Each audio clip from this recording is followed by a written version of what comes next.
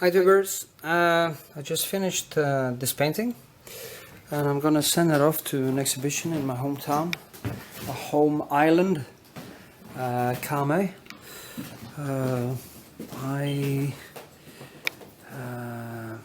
It's been an intense process, a lot of shapes and details. I'm particularly happy about this rose. For some reason, it just comes right out of the picture, and if you see here, the blue and the reds and the greens and the pastels way I've painted this gives it this extreme 3D effect on a distance. What I do when I paint is, like, on the bright parts I just paint thick, so the light hits that surface first and sends out light from it. It's like almost creating a sculpture or relief, and around it you have the primary colors that enhances that effect. Also paint very thick on a bright, you see here, bright and spots, and keeps it down in the shadows. To get these surfaces to kind of glide into each other is really time-consuming work. It's like, because you have to let the shades slide over into each other. There's a lot of people who are making the shadows too hard, and maybe some places they can be hard, like here, they can be that, but you have to really know what you're doing. You can see here too. It's some plant that was in the window where the light came in and just hit her hair and the thigh. Yeah. Anyway, and the framing, very expensive framing, but I love nice frames. It keeps the pictures kind of stable. It's like it kind of holds them in a grip. It's like seeing a landscape through a window. And I know a lot of people don't use frames, but I really like having real nice framing. It's like almost giving the customer a piece of furniture with a painting. Yeah, I get a lot of nice feedback on my videos, and it makes me happy that people can learn something from them, get inspired. I really like this rose. Maybe I'm turning into an impressionist. I don't know. Anyway, so share my video with your friends. You can also add me as a friend on Facebook, or join my group or my pages, but if you're gonna add me on Facebook, please send me a personal message and tell me who you are, or you will be ignored, unless you're a really pretty girl. Yeah. Just joking. No, it wasn't really a joke. Anyway, so I beg you fine farewell, I guess. Okay, cool. Yeah. PS, that means, yeah. There will be, after this video, this ranting, there will be a video of the whole painting process with some documentaries about art and stuff as a background, in the background, and enjoy. Yeah.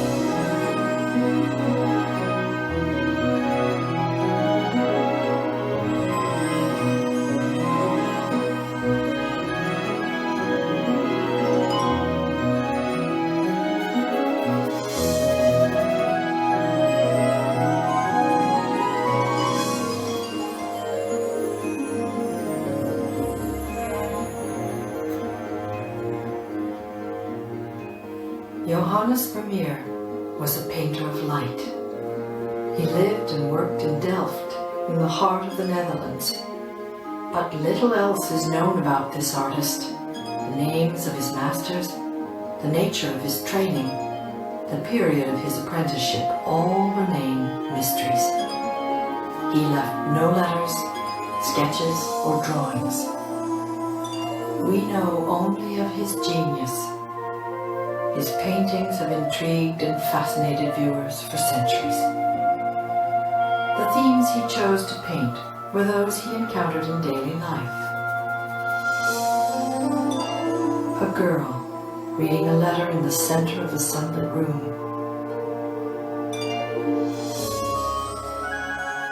A figure at work.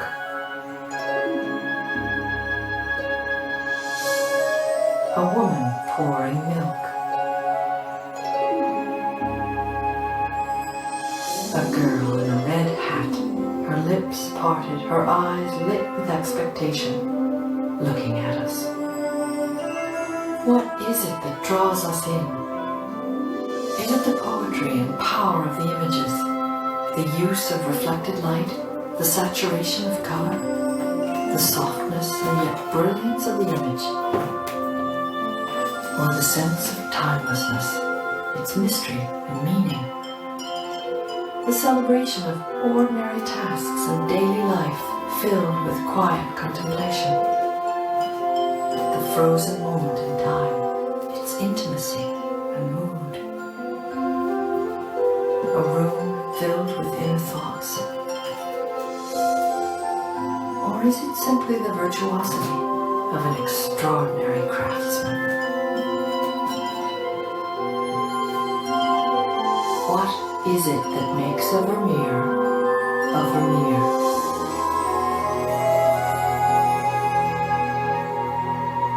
There's a greater sense of light, I think, in Vermeer's painting than there is in anybody else's. And the light bathes the room. It lights on the figures. The figures seem to glow. Some of them seem to have a light already within themselves. And there is this brilliant, brilliant use of light that nearly always comes through a window, which is on one side of the scene. One of the fascinating things I noticed is that you never see the outside. You never see a tree through the window. You only see the light coming through. But it is this light that is incredible. His use of this light playing on the various textures that he wants to portray, which have all their different meanings. The spring quality of Vermeer's light is the daylight effect. The clear daylight effect is extraordinary. Daylight permeates his shadows. And you see that so beautifully in The Milkmaid. As you look into that corner of the room where there's a wonderful still life of some kitchen implements, a brass pot and a wicker basket. You're seeing the whole thing, but you know it is in shadow. And one of the most beautiful things in the picture is the wall in back of her. And the gradations of light, or the intense light on the right side of the picture. And those gradations go from the most intense light to a darker light. But the shadows are transparent. There's always this clarity of form. The forms are never lost. There's another thing that's exciting about this picture. It begins to have a kind of pointillism. And if you look down at the loaves of bread, you have those solid forms, but in them he has these touches of light. He's broken his forms with these little points of light. And he uses that so effectively, and he uses it beautifully in the view of Delft, those boats which are in the lower right-hand corner there, those little touches of light, which means that the light bounces onto these dark forms.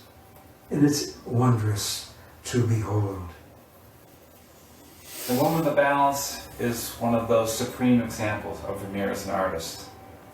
Light coming in through the window gently illuminates the whole interior. It's a sort of a soft, deep, rich light. But it's wonderful to watch it happen, wonderful to watch it evolve. And Vermeer gives you the sense of light spilling across the interior of that space. It passes by that orange curtain. You can see how the light goes from behind that curtain, hits the wall directly, the gray of the wall, and then it passes through the thickest part of the curtain, and it's a deep, dark shadow at that point. And then as it hits the edge of the curtain, it creates a golden glow that links together the gray of the wall and then the deepest part of the shadow as it comes into the room. And then the light passes down, illuminating the table, then the gold and the pearls on the table, coming across, caught by the edge of the table, and then your eye is drawn by her hand as it rests on the table, and you're brought back up to see her face, this wonderful, quiet, gentle face with her downcast eyes as she looks down at the balances she holds in her hand. Light draws you in and encompasses the full scope of the painting.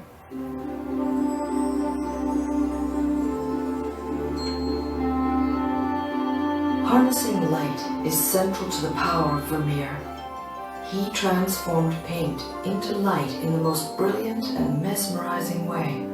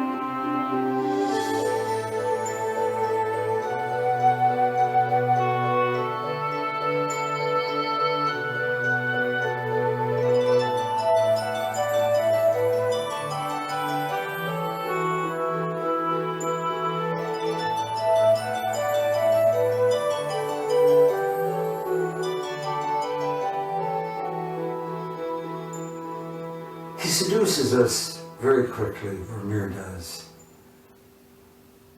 There's a magical quality to his work, beautiful and simple.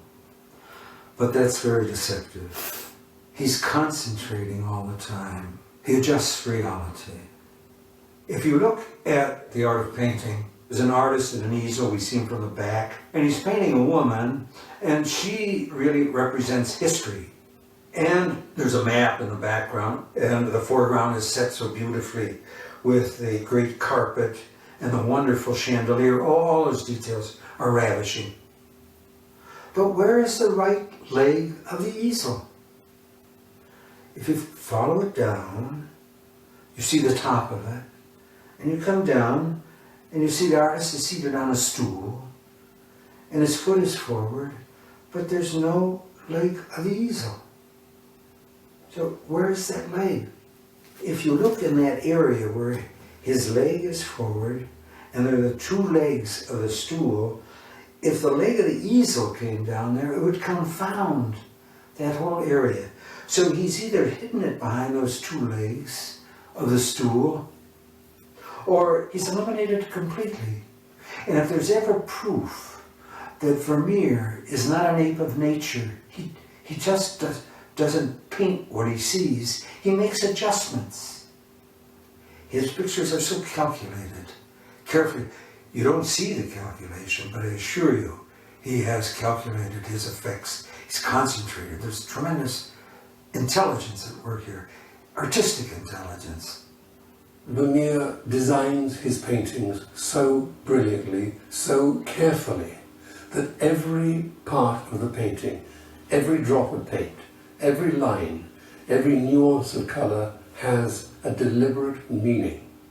A meaning in the composition, a meaning in the poetry, part of the story, whatever it is, everything has a meaning. One of the most wonderful examples is the woman in blue reading a letter.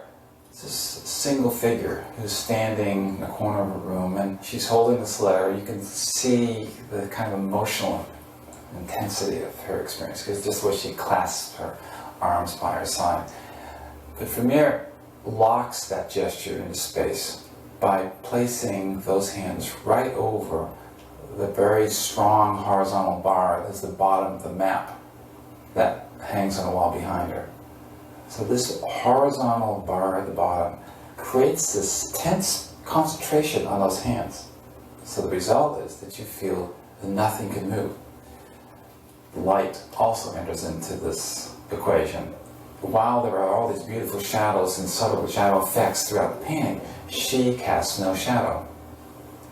By not casting a shadow, he somehow separates her out from time. The sense of passage of time that one senses with shadows and the moving of shadows doesn't exist with her. So it enhances that whole sense of permanence.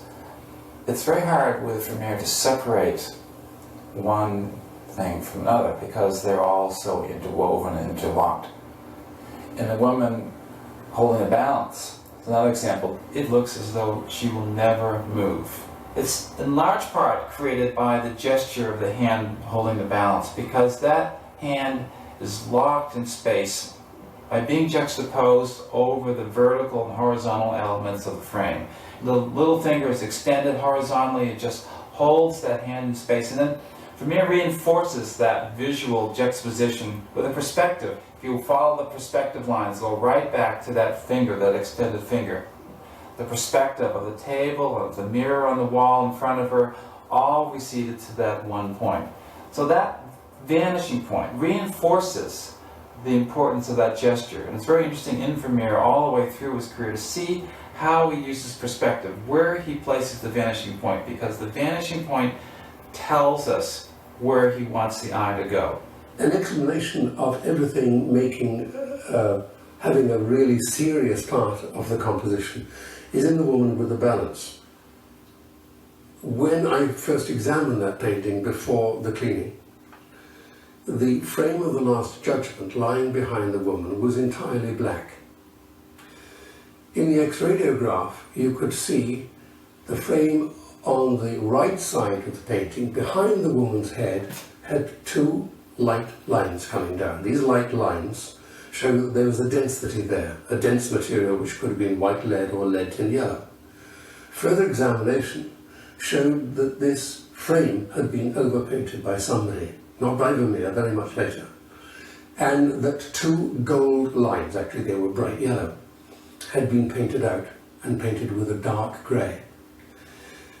When that overpaint was removed, the composition came to life, because you got on the right-hand side the two gold lines, you got on the left-hand side the light coming in and the gold-yellow curtain, and right in the centre is the gold little bit of her dress. And there are these three very, very important points, creating the strength of this composition with her holding the balance. Without the gold lines of the frame behind, the composition was just failing. It just didn't have the tension and the meaning that it now has. And that is a very good example of how every little thing in Vermeer's, every little point, every little mark has a meaning and has a purpose. Nothing's left to chance.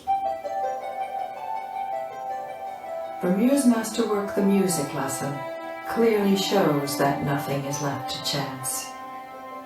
On the far side of a sunlit room, a woman stands playing a virginal.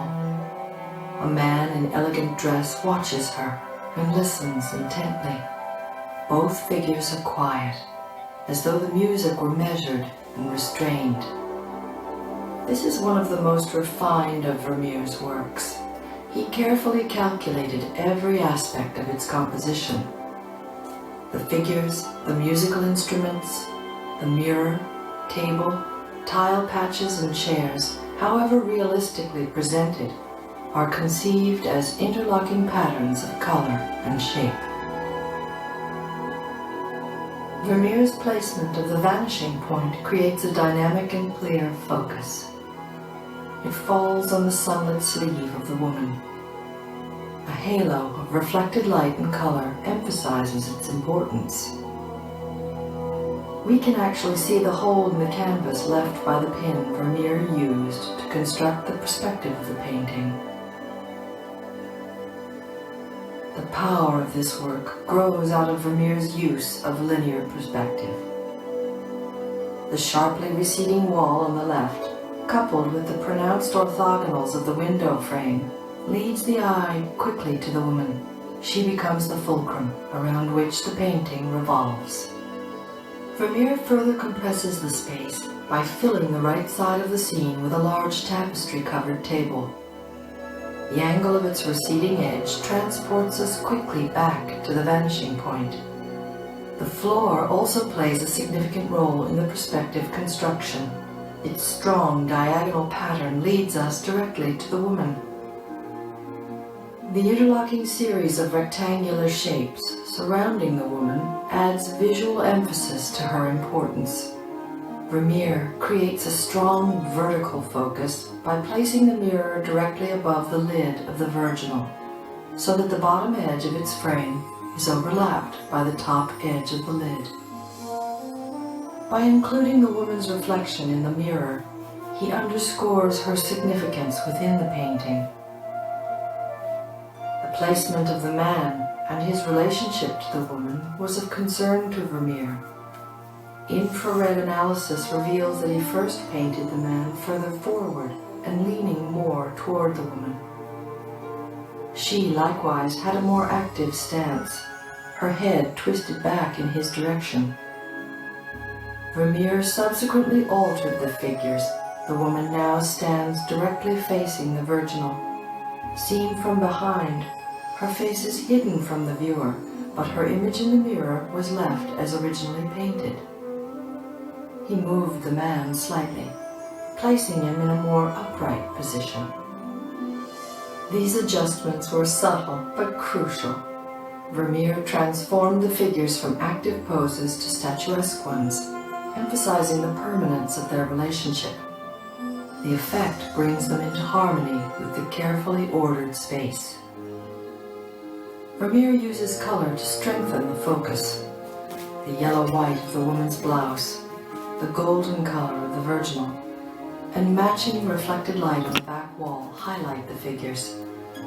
The red of the woman's skirt, and Vermeer's selective use of black on the mirror, the virginal, the clothing of the two figures, and the pattern of the floor help lock our eye into place. The combination of overall contrasting colors, patterns, and shapes create major and minor accents focused on the theme of the painting. Vermeer preserves the privacy of the couple by creating an intimate space through the arrangement of objects on the right. The strategic placement of the chairs and the bass viol on the floor lock the couple into the background, protecting their private communication and separating them from us. The forward position of the table and the placement of the painting on the back wall reinforce their intimate space. By placing a chair directly between the table and the vanishing point, Vermeer interrupts the perspective line, slowing down our immediate access to the couple. We are outside, looking in.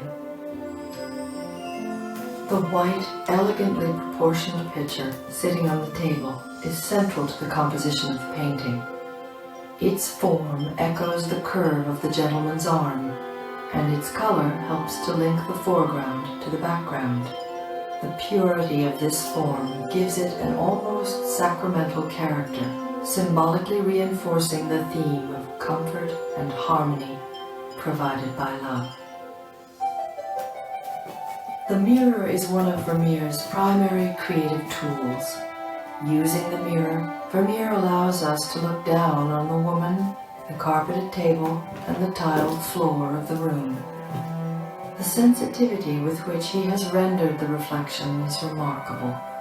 He set it back into the mirror rather than placing it on the surface by painting the forms softer and smaller, and by depicting the distorted reflections along the mirror's beveled edge. Vermeer uses the mirror to give us another viewpoint of the woman, revealing her most inner thoughts. By leaving the woman's original position in the mirror, gazing at the man, he suspends that psychological moment forever. It is this poetic image in the mirror that draws us emotionally into the heart of the painting. The mirror is one of Vermeer's primary creative tools. Using the mirror, Vermeer allows us to look down on the woman, the carpeted table, and the tiled floor of the room. The sensitivity with which he has rendered the reflection is remarkable. He set it back into the mirror rather than placing it on the surface by painting the forms softer and smaller, and by depicting the distorted reflections along the mirror's beveled edge. Vermeer uses the mirror to give us another viewpoint of the woman, revealing her most inner thoughts. By leaving the woman's original position in the mirror, gazing at the man, he suspends that psychological moment forever. It is this poetic image in the mirror that draws us emotionally into the heart of the painting. Vermeer manipulated the angle of the mirror for that purpose. Here we see the tilt of the mirror as he painted it. But in order to actually see the scene the mirror reflects, it would have to be drastically tilted by more than 30 degrees. Vermeer manipulated reality to intensify the psychological power of the painting. Understanding the potential of light is a primary aspect of Vermeer's genius. Here we see the room as it most likely would have been lit, given the clues the painting provides. Vermeer then selectively manipulates the light to strengthen the focus. He eliminated the shadows that should exist on the back wall to create an evenly illuminated white surface, providing a backdrop to emphasize the silhouettes of the figures. While Vermeer drastically reduced the shadow at the top of the virginal to allow the upper wall to be gently bathed in light, he darkened the shadow at the base of the window and distorted its angle on the wall. These two divergent shadows hold the virginal in place, the upper shadow leading the eye to the corner of the lid, and the lower shadow drawing our eye to where the leg meets the floor. Vermeer manipulated the shadows beneath the virginal by placing them closer to each other than they would really be, giving them greater substance and emphasizing the silhouetted shapes of the legs. He eliminated the shadow of the virginal's body against the rear wall in order to reinforce this effect. Vermeer completes this masterpiece by inserting his own presence. Showing the reflection of his easel in the top of the mirror, he reminds us that the artist is clearly present and in complete control. He is the master of what we see. The Little Street is one incredible painting. It's really the one I would most like to have at home. It's one of these paintings that somehow brings you back to your childhood, makes you remember what it was like to be a kid, to look out across the way and see life going on just like it always had gone on. You'd see the woman sitting there doing a little thing, you see the kids playing on the street, you see the little maid in the back. They've been there time after time after time. You know, something very comforting about this world. It's a very contained world. It's a view of a street, but it's what's interesting is you don't feel like you need to go left or right. You're very happy right there. You're very happy. You don't want to go anyplace else. Vermeer somehow has created a sense of a street, and you don't want to walk down it. You just want to stay and look at this little world that he's given you. And one of the magical things, one of the reasons that that happens, is because of that red shutter. That red shutter says stop. That red shutter says you've gone far enough, you don't have to go any further. So that red shutter is really important to blocking, limiting, to giving that sense of comfort in that world he's created. To the left of the door, you see that there's not nearly enough space for the shutters on the two windows to the left to completely open. So Vermeer has actually adjusted the architecture of the building, widened the space between the window on the far right and the door to allow that shutter to open flat, because he needed that red there. He knew he needed that red flat against the wall in order to complete that composition. So there's a wonderful example of color being used for compositional purposes. He's a colorist from the word go. From the very beginning, he's a great colorist. And what changes in his color is from a warm tonality, from reds and yellows, to the yellow and blue, to the cool. And then the silvery quality of his light. And I don't think he divorced the light from the color. It's all of a piece. He can get the sheen and the texture in a magical way. Vermeer does this. You paint satin, it really looks like satin, crisp. You can almost hear it. And the pile of a rug, or the bread, the crustiness of a bread, the color is doing that. Or the water in a view of Delft, the viscous water, fabulous. Or the color of the clouds. And mind you, that vault in the view of Delft, that sky, it's just unbelievable. You know, you say that Vermeer copies nature. Nonsense. Those clouds, he organized those clouds. Clouds aren't that way. Clouds don't stand still for a landscape painter. He has to figure out, how am I going to arrange them? And he keeps them horizontal. So you have a sense of the great vault, and then of the heavens, and it goes back to the horizon. And he's doing that all with color. His color is intense. He can use one color next door to another with the most brilliant intensity. There's a great example in The Girl with the Red Hat, where she is wearing this beautiful blue costume.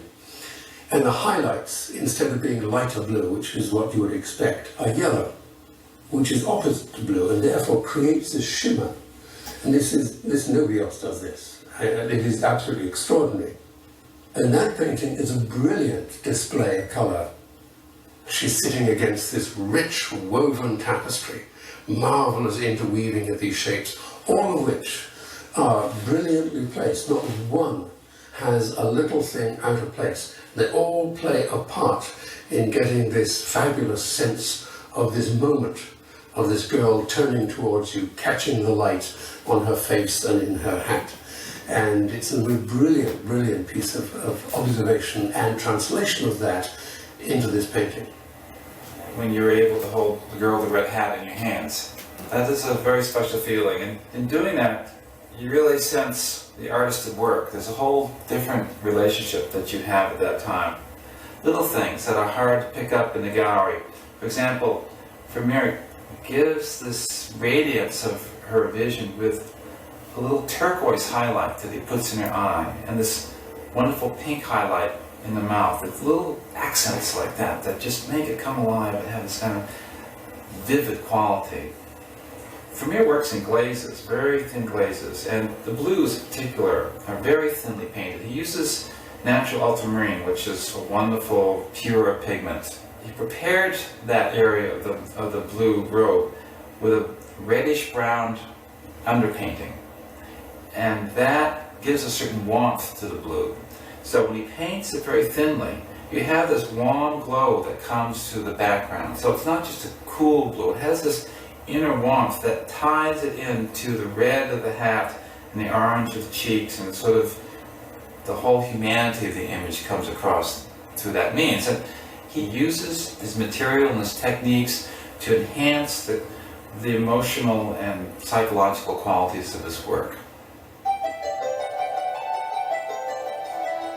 The Girl with the Red Hat is a sensuous painting. It is intimate and immediate. She communicates directly with us. Vermeer's use of color drives the emotional power of this painting.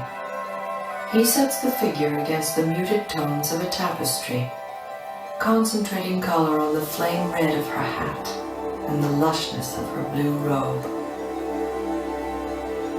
Vermeer established an ochre base for the background of the painting. The soft tones of the tapestry elegantly emerge from that color. The lion head finials define the foreground and place the figure in space. Quick, strong strokes suggest the basic contours and structure of the heads. Using reddish-brown color for the base of the robe, Vermeer covered it with deep blue to establish its form. The brown bleeds through, and the combination of colors creates an extraordinary sense of warmth. He applied a delicate blue glaze to define the folds of the fabric. His use of thinly painted glazes creates depth, and the addition of ice blue highlights provides a shimmering quality. The face is established first in shadow. Vermeer used an opaque, deep red-orange paint as the underground for the hat. The red is an intensely warm and active color. It heightens the immediacy of the girl's gaze. A succession of semi-transparent strokes of light red and orange creates the feathery appearance of the hat. Vermeer demonstrates his sensitivity to the effects of reflected light by placing a dark purple hue on the underside of the hat. He subtly casts an orange-red reflection across the girl's face to accentuate the effect the red has on the viewer. He then uses green, the complementary color of red, to create the shadows on the face, enhancing both colors. Vermeer paints the cravat in a brilliant white. After laying the white down, he scraped away some of the paint to create definition. The white in the center of the composition cradles the face and focuses attention on her expression. Vermeer draws upon the power of light to increase the intensity of the color and to animate the painting, adding soft and shimmering highlights that crystallize the form of the finials. Yellow highlights to enhance the blue of the robe and accentuate the quality of its color.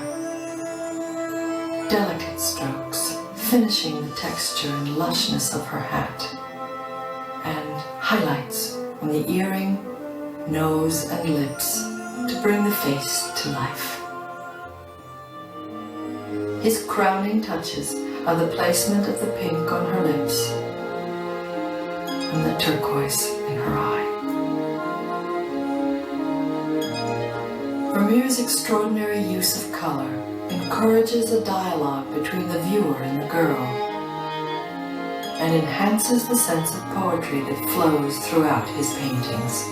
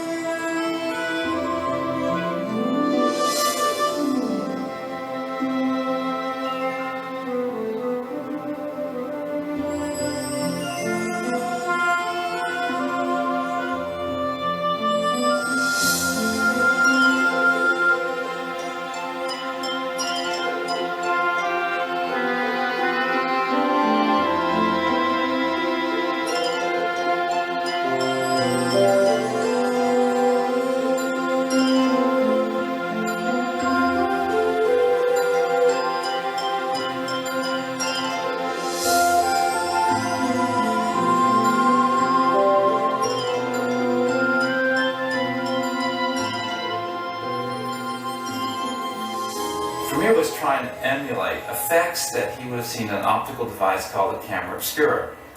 Some of those qualities of this immediacy of looking out of this more momentary character of this painting may in fact be partially explained by the inspiration of the camera obscura. Now, he didn't really paint from a camera obscura. He certainly didn't copy the camera obscura, but it was a way of seeing, it was a way of enriching the way he saw that he then would apply and create and adapt in paintings such as this.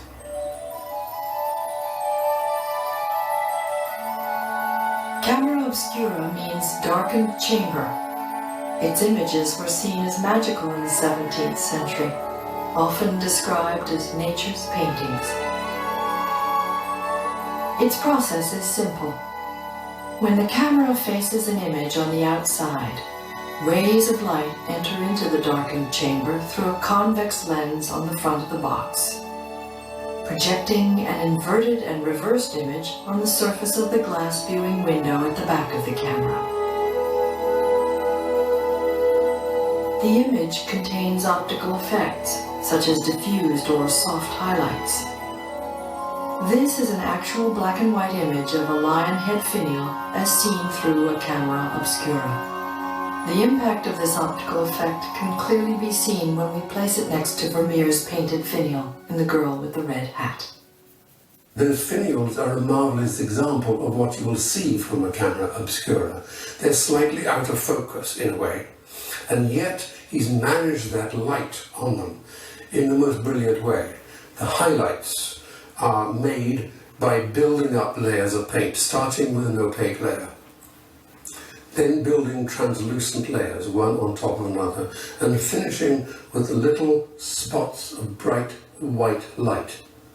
And those spots of bright white light are intense. And in fact, they remind me of the pearls that you see so often in Vermeer's paintings, where he does exactly the same thing, where he puts this circle of translucent white paint, greyish white paint, to create the roundness of the pearl, and then this little blob of white paint in the centre which creates the light. It's exactly the same way that he paints the finials. It's quite extraordinary. I think the most magical moment, perhaps in all of Vermeer's work, is in The Lace Maker. What a wonderful painting. And you have this woman, this intent woman who's busy with her activity of lace making. In the foreground you have this thread spilling out of this cushion, totally diffused. I mean, you cannot make out what these are. This incredible, unfocused quality of these threads. It's amazing, and that is such a wonderful example of what one would see in a camera obscura focused closely on an individual, where you focus the image on the face of the individual, and the foreground then gets entirely out of focus. With Vermeer, there's this marvellous softness where outlines are soft. Every layer flows into one another. And so you get this fabulous sense, this poetic sense of light and movement, whether it be on a tabletop, whether it be on a wall, whether it be on a person's face. Everything is very, very soft and flowing from one layer into another. There are no hard edges. To look at a Vermeer through a microscope is an extraordinary experience, because you see all this flowing, all these soft edges. You wonder whether you're looking at the edge of the finger or something else when you're looking at a woman's hand. So soft are they. And he achieved this by painting wet in wet. Now, this is very simple. He would put down one layer, let's say, of opaque paint. While it was still wet, he would put another layer on top. And because the underlying layer was still wet, they would meld together, soften together. The edges would just blur a little bit. And there would be this flowing of these edges. So if you have a number of layers, one on top of the other, doing this, this is creating this extraordinary sense of atmosphere, diffusion of light, this marvelous feeling of the form without having to describe every little fine detail. And a very good example of this is the little street in Delft. The house which has this facade of a brick wall, where if you look at it you think that every little brick has been painted very distinctly. Absolutely not. When you look at it, it's a texture which gives you the sense of all this brickwork, not every little brick. And so he's creating this movement throughout the whole surface of the painting by this technique of painting wet in wet. It's quite ingenious. There's illusion of texture in Vermeer's work. The most extraordinary textural effects are probably in the View of Delft, and I think the View of Delft is really amazing because there's this view of this city seen from across the waterway and across the harbor, and yet it seems so immediate, so real. There's something so intense about that view that it just comes out at you. And it's color, it's light, but it's really texture that is at the core of that. And he does lots of different things to create this effect in this painting. One of the amazing things, if you look at the roof lines, the different types of roofs, the orange tile roofs on the left, for example, have a kind of a bumpy character that he creates by having a sand layer mixed with lead white underneath the paint. So it's a lumpy base specific to that area. So he very consciously wanted to create the effect of texture three-dimensionally, and then he puts on it the orange and little highlights on top, little dots on top of it. Then when it comes to the boats, this wonderful feeling of light flickering off the water onto the sides of the boats that he does without any three-dimensional texture, but with all this handling of paint with these various diffuse layers, these little circles, these diffuse highlights, and then opaque highlights on top of it. Very interweaving of thin and thick and thin and thick. It's different in different parts of the painting, but it's all to serve a certain effect. It's really interesting to photograph it Vermeer because everything always seems out of focus. It's one of these strangest things. And even restorers have been bothered by this, and this painting, The Woman Writing a Letter, is a wonderful example where when we brought it into restoration, the arm was in fact quite precise in definition, and we discovered that in fact the restorer had made a contour line along that arm to make it defined in space, sort of losing the whole quality of light that Vermeer was creating. That is so unlike Vermeer. And Vermeer did not create hard edges. They were all soft. And this repaint was quite clearly much later than Vermeer. And having established that this paint was false, it was removed very easily with no damage to the underlying. And there you see this typical lovely soft edge to her arm as she leans rather, she caresses the table in the same way that she's caressing the letter which she's writing. It is the most intimate, quiet painting. In fact, I think it's the most quiet, soulful of all of his paintings, as far as I'm concerned. Part of the magic of Vermeer is to create more than he actually is put down. The sense of more there than there is. And that happens a lot with color. Color, he uses color so selectively, and you feel this wonderful yellow of her jacket. But when you look at it carefully, you see, in fact, that there's very little yellow there. It's only in those highlights where the light is hitting the form that he's actually using the lead tin yellow to give that focus. For the rest, it's really done in ochres. It's very subtle, very understated. And this is something that he does throughout his career. It's this suggestion of form, suggestion of color, suggestion of space, done with the most minimum of means. The suggestion of narrative, suggestion of emotional energy. The feeling of mood is just the hints of these things. So what happens then is that we complete them. He leaves lots of room for us to enter into these scenes and for us to become part of the whole experience, to create it, to fulfill it, to finish it in our own individual ways.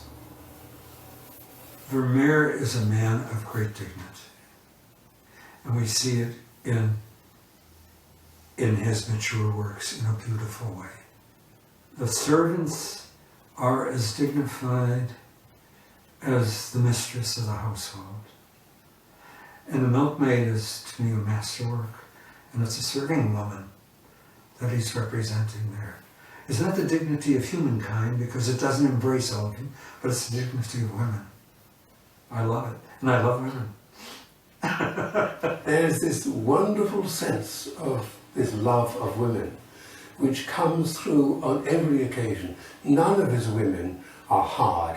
None of them are angry in any way. They're all concerned with fairly daily occupations, very gentle, very warm occupations that he seemed to enjoy. To me, one of the most moving pictures, the most poetic pictures by Vermeer, is a painting in Berlin of a woman putting on a necklace. And that gesture of a woman doing nothing but just about to clasp the pearl necklace, that's something no writer can do. You can only see a woman put on a necklace. But to have captured that moment, that to me is one of the most beautiful things that Vermeer ever created. It's the life of women that he's painting. Men don't come in very often. But women reading a letter,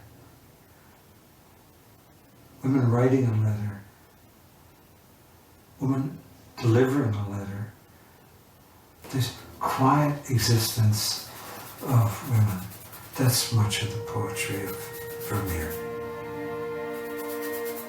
What makes a Vermeer a Vermeer? That's a very difficult question. I've been worrying about that question for about 60 years. For me, it is that extraordinary quality that he has of inviting you in and keeping you away, that enigmatic feeling that he creates. He is telling you a story, and yet there's almost like a veil between you and the painting. There is not an immediacy between you and the painting, although you're fooled into thinking there is one. There's something so personal about a Vermeer painting. It's one of these kinds of images that you really want to see all by yourself. You don't want to be interrupted, you don't want to hear noises around you. Oh, you can't put it into words, really. Just as when we see a great baseball player and his form is fabulous, what makes him so great? Or there's a great cook and they have a great meal, what makes it so great? Well, you can talk a bit about it, but there's always something you can't put into words. He raises these scenes of life into something that is very, very special. How come that a milkmaid just pouring milk into a jug can produce this moment of magic on a canvas? This extraordinary sense of light and moment in which you feel there is so much depth, there is so much more than just this simple domestic act. And he raises up these pictures into this ethereal level, which is very hard for us to comprehend. And he really is a genius at making these scenes quite magical and quite mysterious. And at the same time, it's so universal. There's something about that image that is meaningful to all of humanity. There's truths, there are underlying truths, there are fundamental truths about human existence. There are a sense of harmony, of life, the relationship of man and nature, the joy of life, the sense of possibility in such an understated and subtle way that you just come back to it over and over again and just feel enriched by the experience.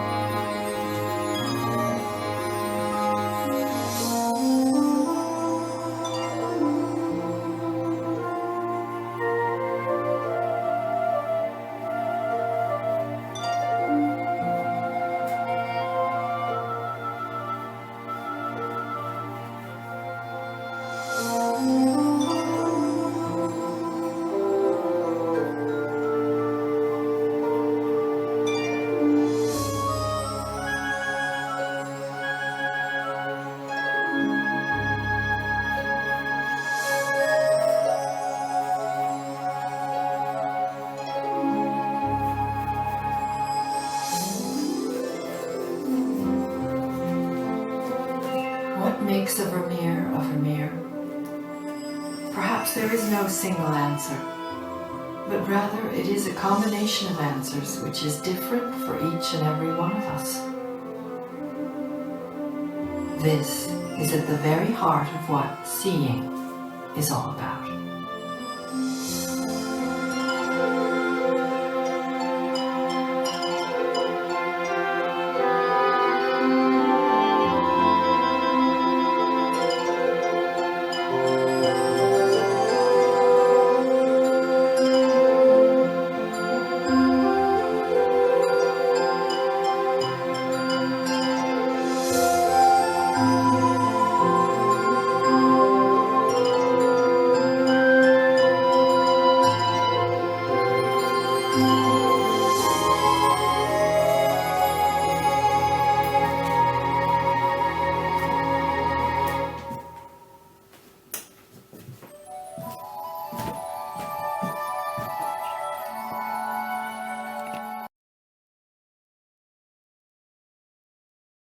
The artist who created this painting made some of the most precious masterpieces of Northern Europe.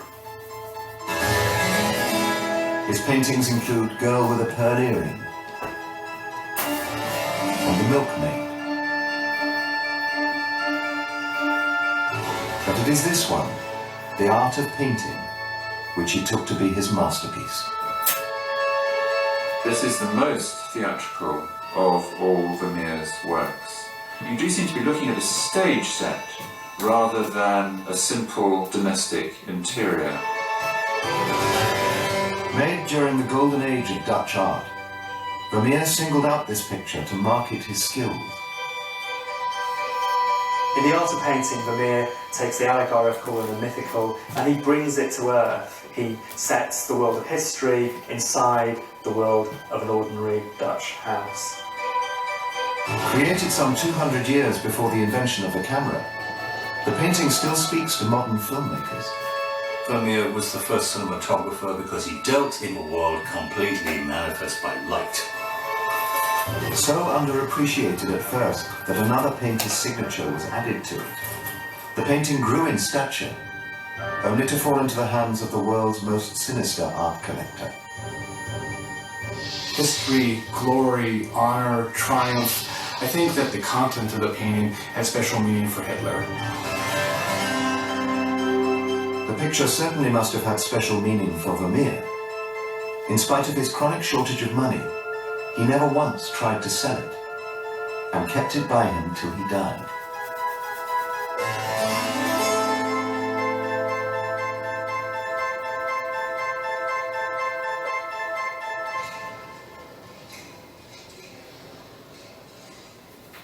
Tucked into a corner of the Kunsthistorisches Museum in Vienna, the painting is so perfect that you almost forget that it's rendered in paint. You can almost breathe the air in the room, you can almost feel the chilly morning light on your face. The way the map is crinkled, it's actually moving, it's slightly crinkling and rustling in the breeze. The girl that is featured is so mysterious. She sort of glows in that light. I was intrigued. I'd like to have been able to see around the corner a little and see whether that was a death mask on the tape. The atmosphere is really, really quiet. I think you don't want to say a word to interrupt. But such calm must have been a rarity in the life of Johannes Vermeer. He lived a life of hectic poverty, unable even to afford the fees due for his apprenticeship as an artist in 1653. That same year, when he was 21 years old, Vermeer was married to Katharina Bones. But the couple was so poor they couldn't afford to set up their own home. They had to lodge instead with Vermeer's mother-in-law. And in her house, they went on to have 11 children. Maria, Elizabeth, Cornelia, Aladis, Beatrix, Johannes, Gertrude, Franciscus, Katharina, Ignatius, and one more whose name we don't know.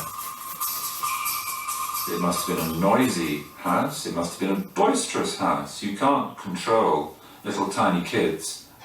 rather puzzlingly, we don't get any reflection in his art of the 11 children.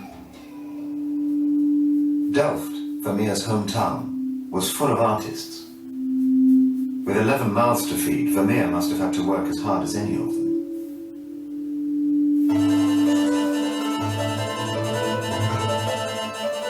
Art as a business was booming in Holland, but the fierce competition forced prices down, a tendency well understood by the new type of customer for Dutch art. He was the thriving middle-class man of business. He had money to spend and no liking for bare walls. It's amazing how many paintings were in houses of the wealthy. I mean, you can find inventories with 100, even up to 200 or more paintings. They were really crammed in those rooms. This new class of self-made men had supplanted the aristocracy and the church as the chief consumers and commissioners of art. They weren't looking for biblical or mythological scenes. They wanted to see themselves. Suddenly, the fashionable topic for painting was the daily life of the ordinary citizen. You have all kinds of aspects of family life, from the very simple, where you get perhaps 2 figures, to the most animated, the most boisterous groups of parents, children, animals, all mixed together, bashing each other about. Painters would depict the most mundane and even unsightly tasks. Here, a mother delousing her daughter's hair, by the Delft artist Painter Knut. They would specialize in a sort of a niche area, perhaps even as niche as still lifes of breakfast pieces or landscapes that are always rainy or something like that. There was a lot of competition, and if you weren't quite as good as the other guy who specialized in your subject, you might well fall on hard times.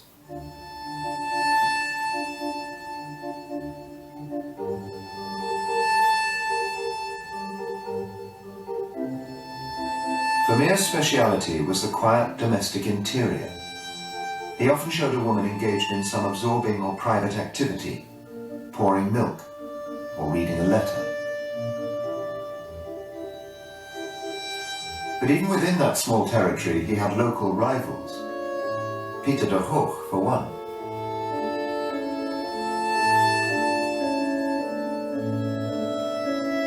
An accepted way of attracting custom at the time was to allow possible buyers into the painter's studio.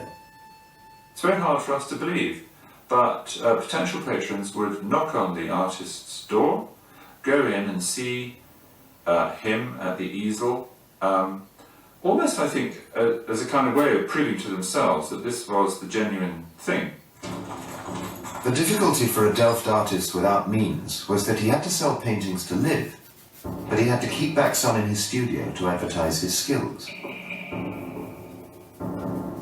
It's recorded that one summer's day in 1663, a rich French diplomat came knocking on Vermeer's door, hoping to buy.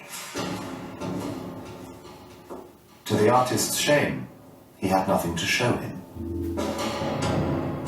He had to lead the French diplomat round to someone who had previously bought a couple of his paintings, the local baker. The diplomat was not impressed and didn't commission.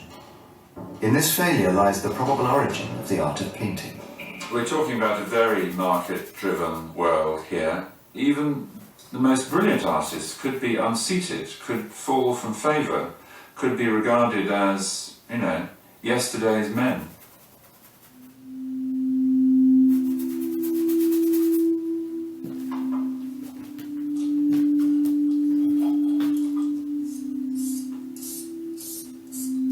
While the known details of Vermeer's life are very few, the evidence points to the art of painting being created as a show-off piece, something he made to ensure he would always have a great picture to show to visitors. Its very size sets it apart from most of Vermeer's work. The girl with a pearl earring is a modest 17 by 15 inches. So is woman holding a balance. The girl with a red hat is an even tinier 9.5 by 7. The art of painting is over 4 times that size, and quite a gamble for a struggling artist. Perhaps 6 months' work for a painting not intended for sale. it was probably worth something like 1,000 guilders at the time when Vermeer normally received 500 or 600 guilders for the average work. And when a middle-class family could live on about 500 guilders in a year. It is exceptional that he kept it, and it is also given a quite specific title. It is called not, as you might call it just from looking at it, the artist in his studio, the painter and his model. It is called the schilderkunst, the art of painting. A further corroboration is supplied by this painting, now lost, by a younger Dutch artist called Michael van Musse. Full of similarities to the Vermeer work, it was also called the art of painting, and was certainly kept by van Musse in his studio as a demonstration item. He could have it there, in the studio, hanging on the wall, so that he could guide people into the studio, and they would be duly astounded by the technique, by the skill, by the vision of this extraordinary man. The viewers presumed to be a male and sophisticated. And this was talked about at the time, that is the idea that painting like people can be seductive, pull you into the picture. In the foreground, the curtain is turned invitingly aside by an unseen hand. There is a chair placed discreetly on the left, as if the viewer is meant to take a seat and look over the anonymous artist's shoulder. The painter's identity remains hidden, though we sense his absorption in the task of painting his rather curious subject, the model with her book, trumpet, and laurel wreath. Her downcast eyes seem to survey the objects on the table, the fabric, book, and mask. What is the relationship between the artist and the model? Why has she got her eyes downcast in this way? Perhaps he's said something a little inappropriate to her. Perhaps he's made some kind of suggestion. You know, I mean, you speculate like that. You're intended to speculate. Some believe that this is Vermeer's wife Katerina, who would have been about 35 at the time. Of Vermeer's 34 paintings, no less than 18 focus on a single woman.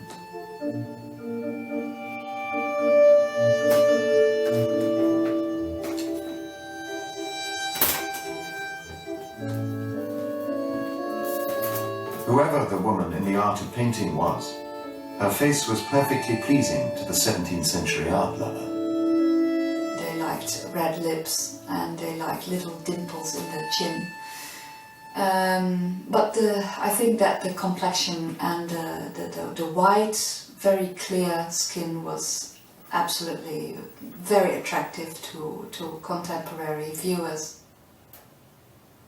She's demure, and her expression, which is faintly smiling and looking down as if some voyeuristic gentleman has entered the room, and I mean, you can almost imagine a patron thinking, you know, well, Vermeer is interesting, his pictures are attractive, but boy, that model's attractive too. It isn't just the model who is designed to appeal to the visiting patron. The painter may be faceless, but what can be seen of him is also intended to impress the fashionable patron. This is no scruffy vagabond in a spattered smock, but a rather trendy gentleman. Red undergarments were all the rage, because red looked warmer than any other colour.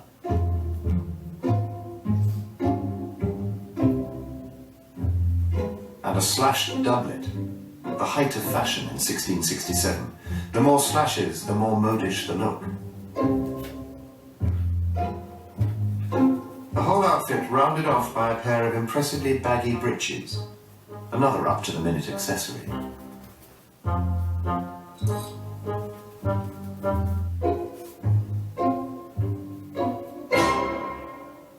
Designed thus to appeal to the connoisseur, the painting wasn't just a fashion statement, it was also a show-off piece, and a fanfare to painting in very specific ways.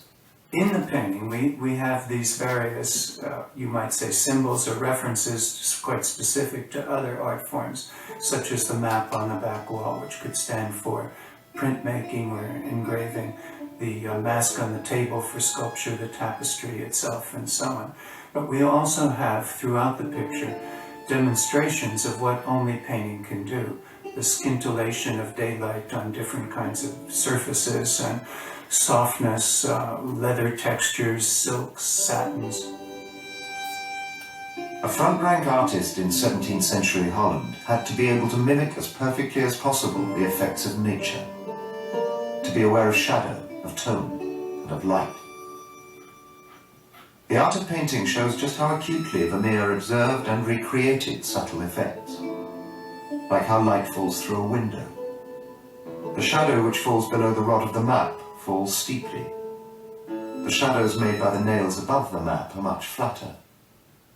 Vermeer was an intricately detailed painter, but he also achieved his effects quickly and with great economy. And he indicated rather than finished.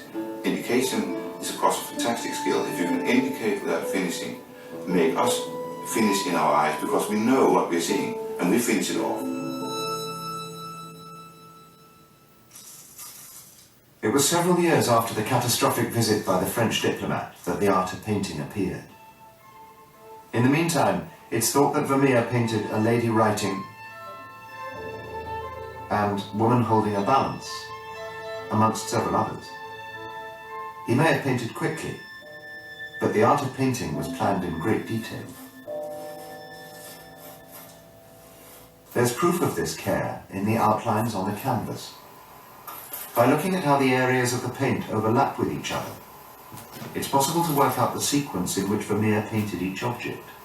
Well, this is quite an important image to show, which illustrates very clearly that the wall was painted after the map and the drapery. One would imagine that the painting would be painted from the back wall forward, but in reality it is not. When you look at the painting very closely, it becomes rather clear that the figures, the chandelier and the drapery and part of the work on the table and the chair in the front were painted first. He must have been very sure that he wouldn't change his mind once he had started painting. Why spend time on the chandelier and the figures in all their detail if you were only going to paint over them? It suggests that Vermeer had planned everything in this picture before he went near it with a paintbrush. He was not always so decisive. X-rays reveal that in A Girl Asleep, he's painted out a dog in the doorway. In Woman Reading a Love Letter, a too obvious painting of Cupid was removed from the back wall. The art of painting is strikingly different. Despite being the most complicated of his paintings, there are no changes whatsoever. It suggests a different method of work, because there are further puzzles. Centuries before the invention of the camera, this image is photographic in its realism and in the most precise way. Artist and model are in focus, for example, but foreground objects, the curtain, the fabric on the table, are blurred. This is exactly focus. Some analysts believe Vermeer knew about this and created this painting with such speedy accuracy because he was, in effect, using a kind of camera. Artists in Holland had been experimenting since the 1620s with this device, the camera obscura. Light enters the camera through a lens at the front of a wooden box. The light travels through the box and bounces off a mirror inside it. The reflected image appears on a glass screen fitted into the top of the camera obscura. By Vermeer's time, these cameras had become quite sophisticated. They were portable and used glass lenses, and the image they produced was sharper and more vivid in tone and colour. If Vermeer traced his picture from an image projected by a camera obscura, then the art of painting is a scale drawing of a real scene, the nearest to a photograph he could have got. Trying to prove the truth of this has been a 25-year obsession for the architect Professor Philip Stedman, who has used the painting to create a 1/6 scale model of Vermeer's presumed studio. I was teaching an exercise in which we got students to reconstruct the spaces in paintings. And we took Vermeer because he has tiled floors, and that provides a grid by which you can work the perspective backwards. 10 of Vermeer's paintings give enough clues about the dimensions of the room to do this, with floor tiles, windows, and ceiling height. And in the art of painting, there's something even better. 2 copies of the original map still exist, so we know its actual size.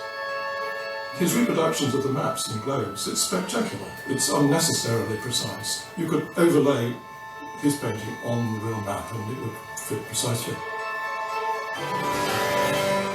For this experiment, Stedman has placed his camera at the exact point where Vermeer would have traced the image onto canvas. An artificial sky mimics the light of 17th century Delft, and this metal dish plays the role of the sun. The camera obscura turns a three-dimensional scene into a picture, into areas of dark and light. I believe very strongly that these are real scenes with real objects. He worked like a 19th century studio photographer. He composed with his models, said to the woman, turn your arm, whatever, and he could see in the camera image his composition. The image on Stedman's camera turns out to be an exact 6th scale replica of Vermeer's painting.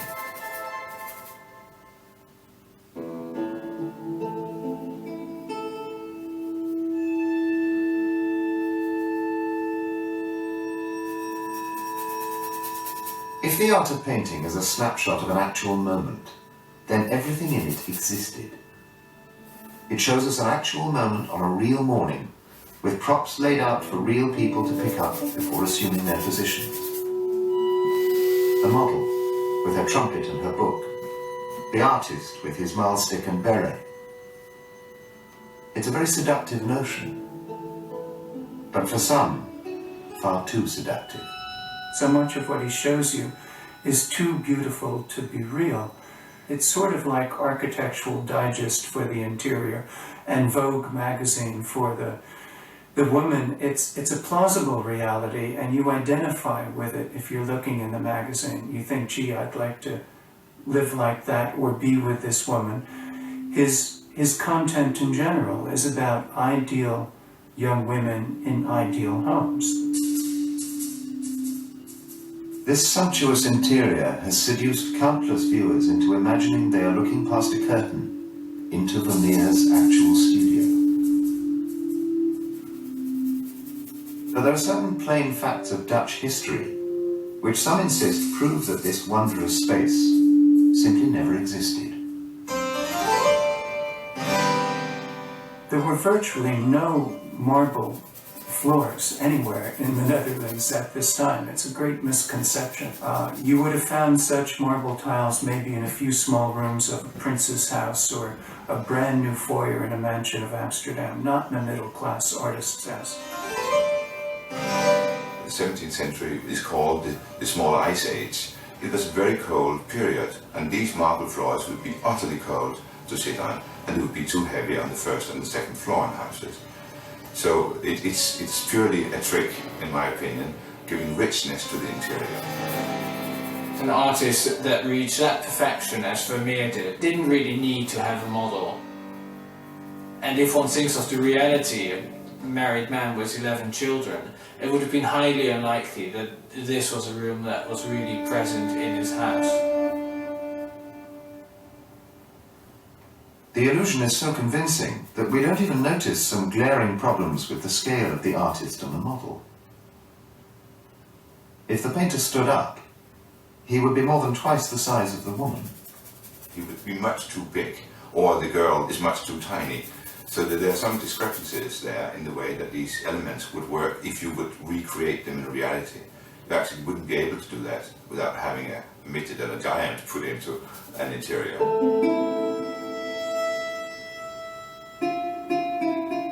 Vermeer may have been painting scenes from everyday life, but they were probably as made up as a soap opera. An artist's manual from the time explained what skills were expected of a painter. A perfect painting is like a mirror of nature, in which things that are not there appear to be there, and which deceives in an acceptable, amusing, and praiseworthy fashion. These women were no more real than saints or figures from mythology. What makes a brilliant craftsman, a wonderful artist, is that artistic nerve that really makes us believe that this is real without it necessarily being so. A notion used in the 17th century, schijn zonder zijn, it looks like without being. But between the two extremes, Vermeer copying every detail from a camera obscura and making the whole thing up, there is a middle way by which a photo-like precision could have been achieved. He might look at a camera obscura image, another painting, one of his own earlier paintings, or reality. That impression immediately becomes part of his bag of artistic tricks, and he can repeat it without seeing it. The very thing this picture tells us is a lie, in a sense.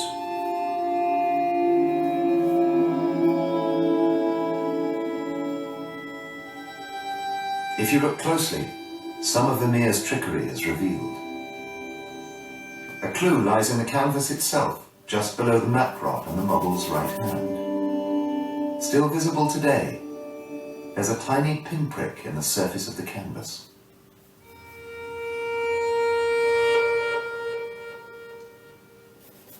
By attaching a pin and a piece of string to the canvas in the exact position of this pinhole, something remarkable happens. The string exactly lines up with each row of floor tiles, and even the tabletop.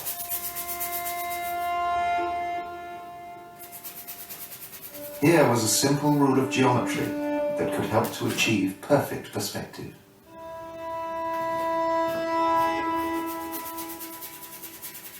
He would have used a very simple trick, a basic tool that carpenters, bricklayers and artists throughout centuries have been using. He could apply chalk to this string, and by then holding it taut between one hand and flipping it up with another, he would be able to do like this, and he would create a line of chalk that he could use to construct all the lines that he would need to go and end up in the vanishing point. And he could keep the string hanging in that pinhole all the way throughout the painting process as a guide for himself to be sure that he got it right.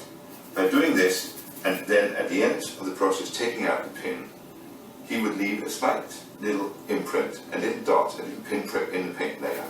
And in 17 of his paintings, that little pinhole is still visible to the naked eye if you're up in front of the painting. It's not hidden, his technique is used. It's there for every one of us to see, actually, if we just see it. The pinhole marks the vanishing point, which is where all the perspective lines in the painting meet. But this tiny pinprick does more than just get the perspective right. Vermeer is drawing our attention to the very heart of the picture. Places the vanishing point near the place that he wants you to look. So in this instance, the vanishing point is placed right in front of the model. Vermeer wants you to look there because the key to the hidden meaning of the painting lies in the model and her strange attire. She is dressed up in this finery, this extraordinary kind of billowing costume, and rather sort of weighed down with too many bits and pieces. I mean, I feel rather sorry for her, actually, because she's carrying, after all, this enormous volume. It wasn't until 1950 that a French art critic stumbled across the significance of the model's dress. The key to his discovery was in this book, Cesare Ripa's Iconologia. This was a dictionary of symbols used by 17th century artists to give them the information required for the painting of historical characters. It includes a description of the muse of history, whose attributes are clearly set out. She wears a crown of laurel leaves and carries a trumpet and a book. The crown stands for glory and eternal life, the trumpet for fame, and the book is a repository of history itself. 300 years after she was painted, the model finally had been identified and named. She was Clio, the muse of history. Suddenly, the painting became very complex. Many reasons and many different interpretations were given to the subject. But Vermeer much remains a mystery, and it's all the more tempting to fill up this mystery. One factor that surely counts is that Vermeer was a Catholic living in the Protestant Dutch Republic. There are those who believe that the history enshrined here is that of the Dutch Catholics. The two-headed eagle on the chandelier is the emblem of the Catholic Habsburg dynasty that formerly ruled Holland. The lack of candles might suggest that the light of Catholicism had been extinguished in Vermeer's homeland. The map shows the old Catholic Netherlands. By the 1660s, the country was divided, and it's been suggested that the prominent crease in the centre of the map shows a boundary which Vermeer would wish to see dissolved. I prefer to see it as rather more subtle. It's not just one crease running through this map, there are lots of them. And you get the feeling he's wanting to convey in a more generalised way the fact that even though it is a newfound state, there are lots of pressures there are lots of fissures running through it.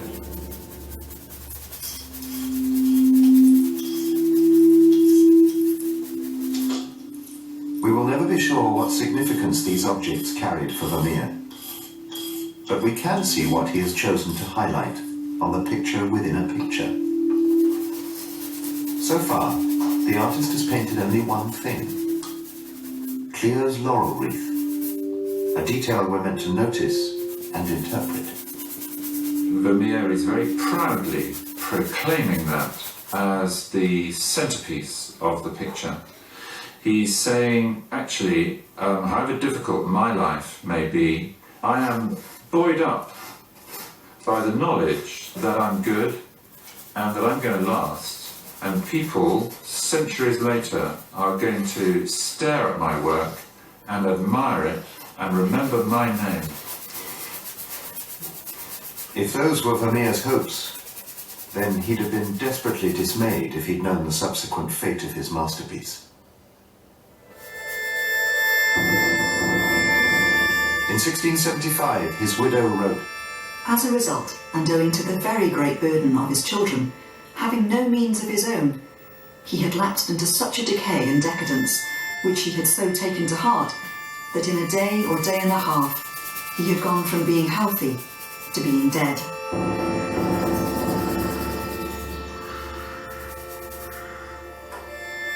As was customary, an inventory of the deceased's effects was made, listing all valuable items. When the notary visited the house on the 29th of February 1676, he found distressingly little. 2 vrouwenhemden, 2 women's vests, 21 kinderhemden, 21 children's vests. Vermeer left his family with huge debts. The baker alone was owed 726 guilders, which would have bought a decent house in Delft at the time.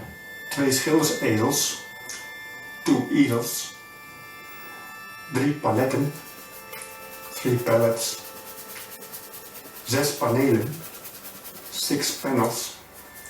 There's no mention of Vermeer's most valuable asset, the art of painting.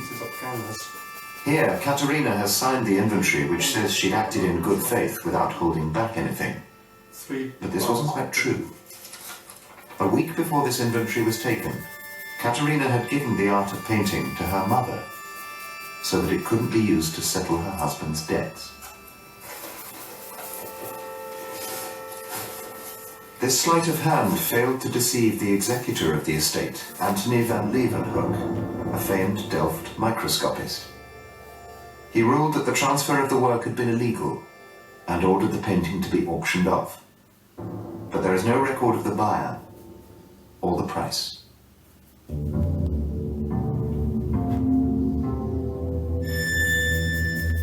So Vermeer's personal showpiece, the painting that not even the direst poverty had induced him to sell, and which his wife had tried in vain to protect, left the family home forever. And that is the last we hear of it for over 100 years.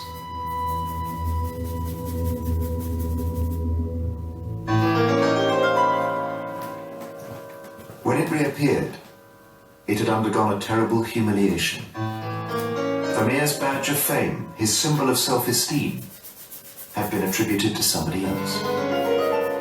Though Vermeer's own signature is readable on the canvas, another name had been added, and as the final irony, it was Pieter de Hoogh, his arch-rival. This is a painting above all about fame, about the fact that the painter's reputation will outlast him.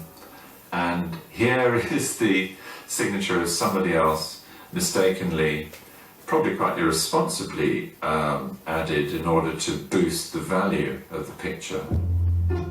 By this time, the painting was owned by a minor Austrian nobleman, Johann Rudolf, Count Chenin, who had acquired it in 1813 from a local saddlemaker. He paid just 50 florins, a fraction of its value. And that price was for a de Hoogh. He wouldn't have paid half of it for a Vermeer. It is extraordinary how completely Vermeer disappears from view. He didn't actually have a place, even in the history of Dutch 17th century art, let alone the greater picture of European painting in general. It was the popularity of photography in the 1860s that gave people a new appreciation of Vermeer. People could see an analogy between Vermeer's painting and photography. But not only photography, the art that was dominant in France in the middle of the 19th century was realism, and people were moving towards impressionism. These were paintings which took ordinary life seriously. The reputation of the art of painting grew decade by decade, until by the 20th century it was an object of veneration. It was not only the most valuable painting in the Chenin collection, but perhaps in all of Vienna at that time. It had been on public display since 1845, and it was truly part of the city's public, its cultural identity, if you will. But at the height of the painting's new fame, its fortunes took an unfortunate turn. First, its ownership passed to the black sheep of the Chenin family, 21-year-old Jaromir. My father was too young and too inexperienced and too, now one would say, too much of a playboy, to be responsible and to really take care of this work of art. Jaromir was desperate to sell it to fund his way of life, but the politics of art got in his way. Vermeer's painting was now deemed so important that a law had been passed blocking its export, and no one within Austria could afford to buy it. Then everything changed, with the arrival of the 20th century's most voracious amassers of art. The 11th of March 1938 brought the annexation of Austria. Hitler was obsessed by art, and Vienna was a grand resource awaiting exploitation. It's really one of the paradoxes of the Third Reich that these malevolent leaders who were intent on wars of conquest and genocide could devote so much time to art and culture. As Aryans, they were supposed to promote culture and have an interest in culture. It was a sign of their spiritual depth, their intellectual superiority, and ultimately their racial superiority. Hitler had strong views about art. He rejected modernism, believing it degenerate. But he considered Vermeer to embody all the highest ideals of painting. His second-in-command, Hermann Goering, agreed. Even though Hitler had long admired the painting, Goering attempted to buy it for himself. Using a frontman to disguise his bid, his offer of 1.85 million Reichsmarks was accepted by Jaromir. The story is played out in these original documents. 8. Dezember 1939.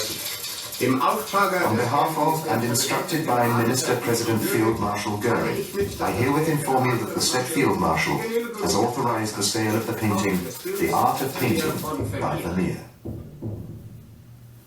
But Goering's plan was not to be. As soon as Goering expressed an interest in the painting and wanted to take it out of Vienna, authorities in the city of Vienna itself appealed to Hitler, to the Reichschancellery, and said, no, this is an important cultural treasure, it must remain here, can't we keep it in the Kunsthistorisches Museum? And Hitler appeared to be persuaded. The Führer wishes the painting to remain in the art gallery, and without his personal consent, the painting cannot be at anyone's command. The sale was stopped just in time. The document authorizing the deal is marked with a scrawled red cross, cancelling the transaction. But if the Viennese thought it was for them that the painting had been saved, they were deluded. Hitler had very complex feelings about Vienna.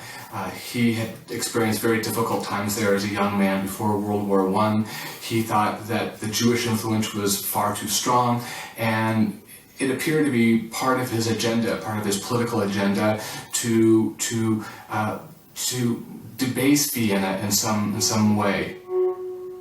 With the original sale aborted, Hitler himself got the painting for a knockdown price, 1.65 million Reichsmark.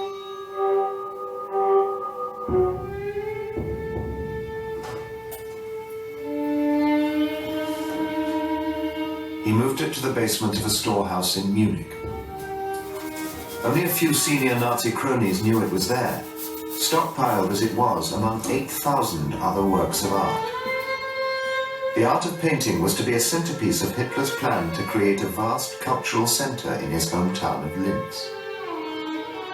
Its giant art gallery would be crammed with masterpieces, many of them looted from occupied countries and dispossessed Jewish families.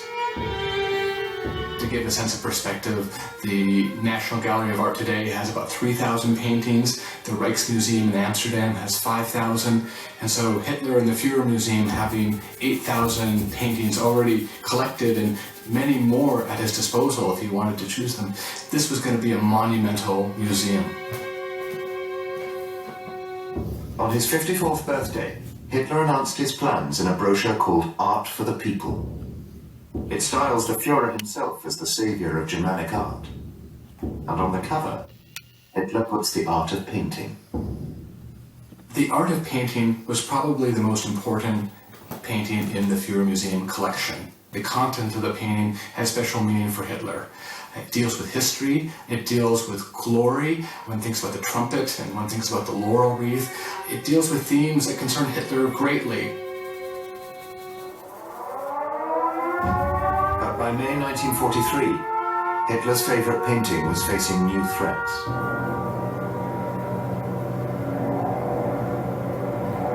Allied bombing was visiting terrible damage on Munich, with nearly half the city destroyed by the end of the war. The 8,000 artworks, including the art of painting, were removed and placed in underground mines for safekeeping. The fabled Vermeer, assigned the number 1096, was stashed in a salt mine at Alt-Aussee, where it stayed until the war's end.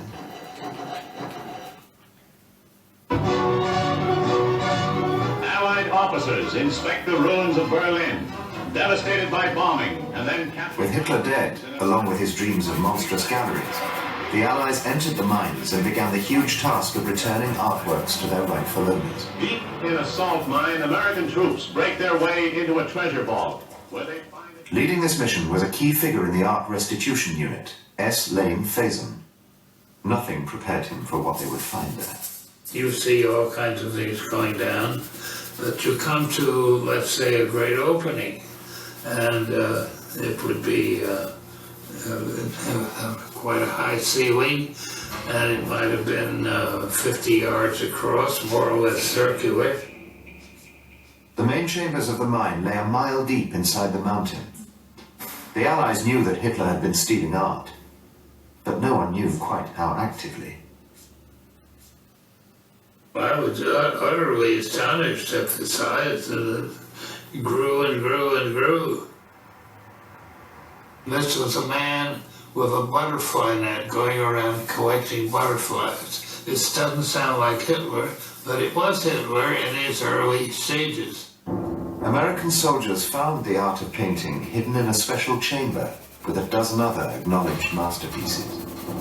Amazingly, it was in perfect condition.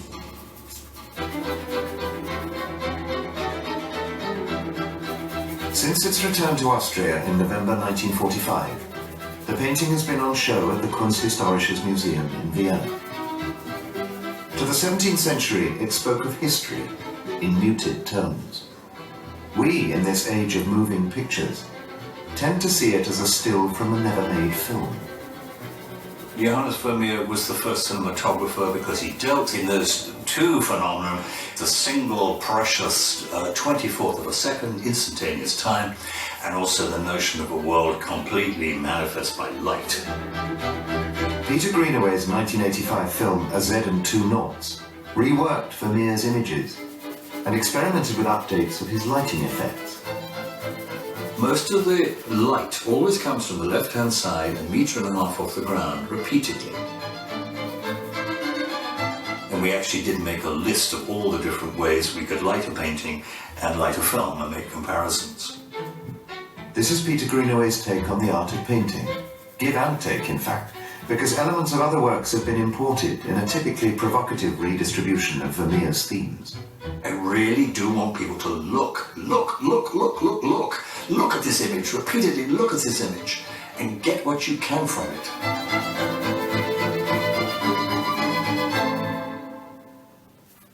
Vermeer's paintings are the greatest film stills ever made. You can read what you want as the pictures, you can complete the story. You're invited to complete the story. New York artist George Dean has spent 40 years looking at the art of painting. Where Greenaway has added elements to it, Dean has stripped them away. It always has been a painting that is mysterious, that I've always wanted to do something about. Because I look at the Vermeer paintings a great deal, and often see details I had never seen before. Sometimes I say, I never will get finished looking because I always come out with more information. Dean's paintings play with our preconceptions by removing the characters from the painting. When Vermeer's figures disappear, I appear. Sometimes I feel I'm like a mouse crawling in after dark into some of Vermeer's paintings. I've even imagined such a thing so that I could get behind a table, so that if I'm going to remove it, I'd better find out what's behind it.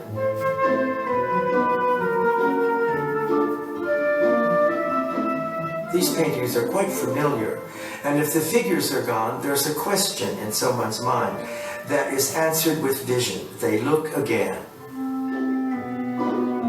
And this is really the core of what I do.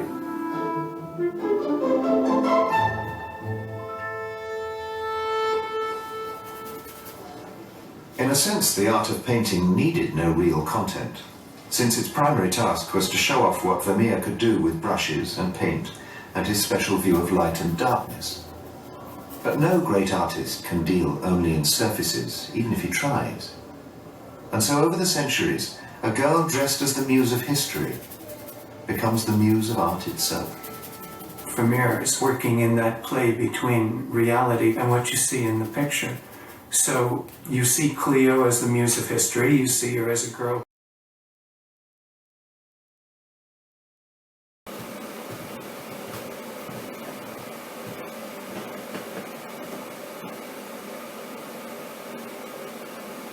Le Déjeuner sur l'herbe by Edouard Manet is a masterpiece that broke all the rules and caused one of the biggest scandals in art history. This is in-your-face nude painting.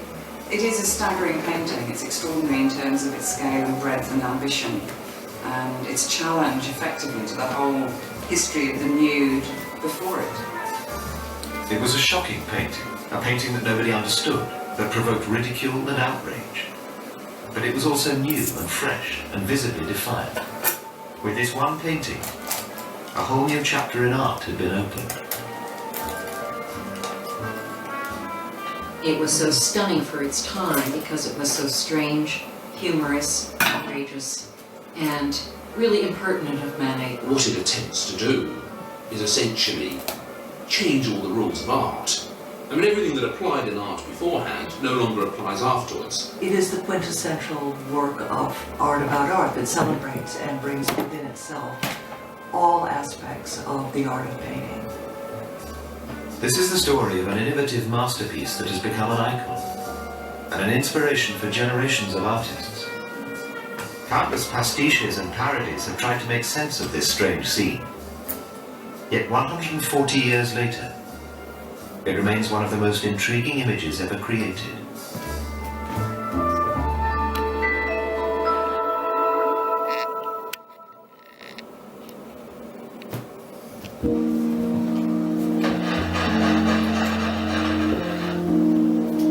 When Le Déjeuner-sur-l'Herbe was first thrust before a complacent public in 19th century Paris, no one knew what to make of it.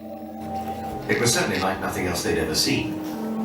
People like they still do today, pictures that told a story, something they could understand. Manet understood that too and presents a picture which defies that. In fact, it is riddled with contradictions. So you don't know what the narrative is. Paintings are supposed to, in fact, have some kind of internal logic. The viewer is faced with an unsettling tableau. Two clothed men sit engaged in conversation with a completely naked woman in their midst. There's a picnic beside them that nobody seems to be interested in, and another woman doing something not very definite in the background water. There's no eye contact between these people, but the central naked figure gazes directly at us, in a bold and interested way. It's an oddly disjointed scene. What's nutty is that you look at the painting, you see two men clothed, and you see this naked woman, and then you see a clothed woman in the background, and you see a boat in the background, and you see a bird up above, and you see a rather poorly, slovenly, almost painted background. And you can't put it together. You think that the painting is going to deliver a story that makes sense to you, and it doesn't. It just doesn't. The painting was originally called Le Bain, the bathing, which did at least explain the woman in the water. But within a few years, Manet retitled it Le Déjeuner-sur-l'Herbe, lunch on the grass. This was clearly no ordinary picnic.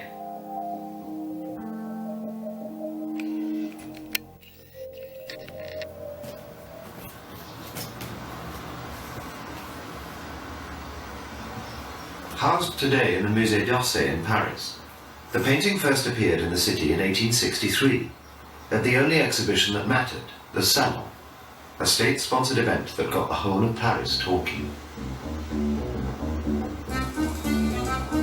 It was the great art event of the year. The Salon was where you met the big public, it's where you met the critics. 500,000 people a year went to see the Salon in 6 weeks. Now that is more people than go to the most popular blockbuster exhibition now.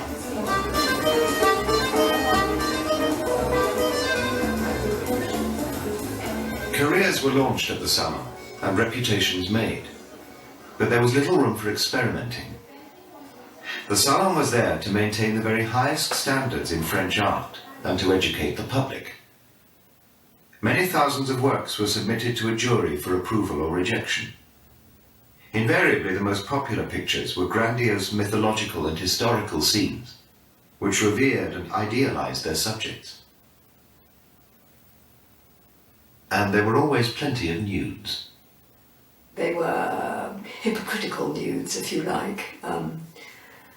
No pubic hair, everything very smooth and sugary. Or, on the contrary, kind of nymph and satyr subjects with great wrestling female forms.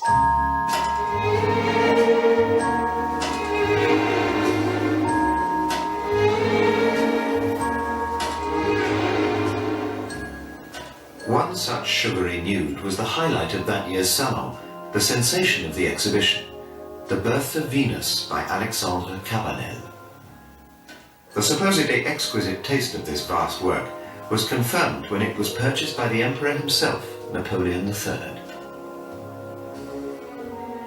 You have this sort of hip shot pose with the breast thrust against the skyline with the nipple outlined so dramatically, and it's a very alluring pose, and this was what was expected from the viewers at the Salon, and everybody could say, oh well, of course I'm thinking about Venus and antiquity.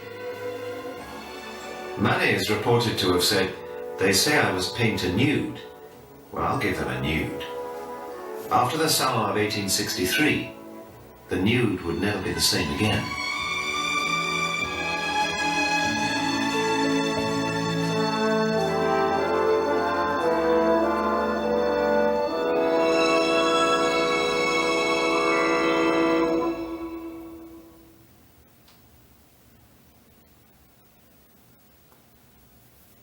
For the Salon that year, Manet entered 3 paintings.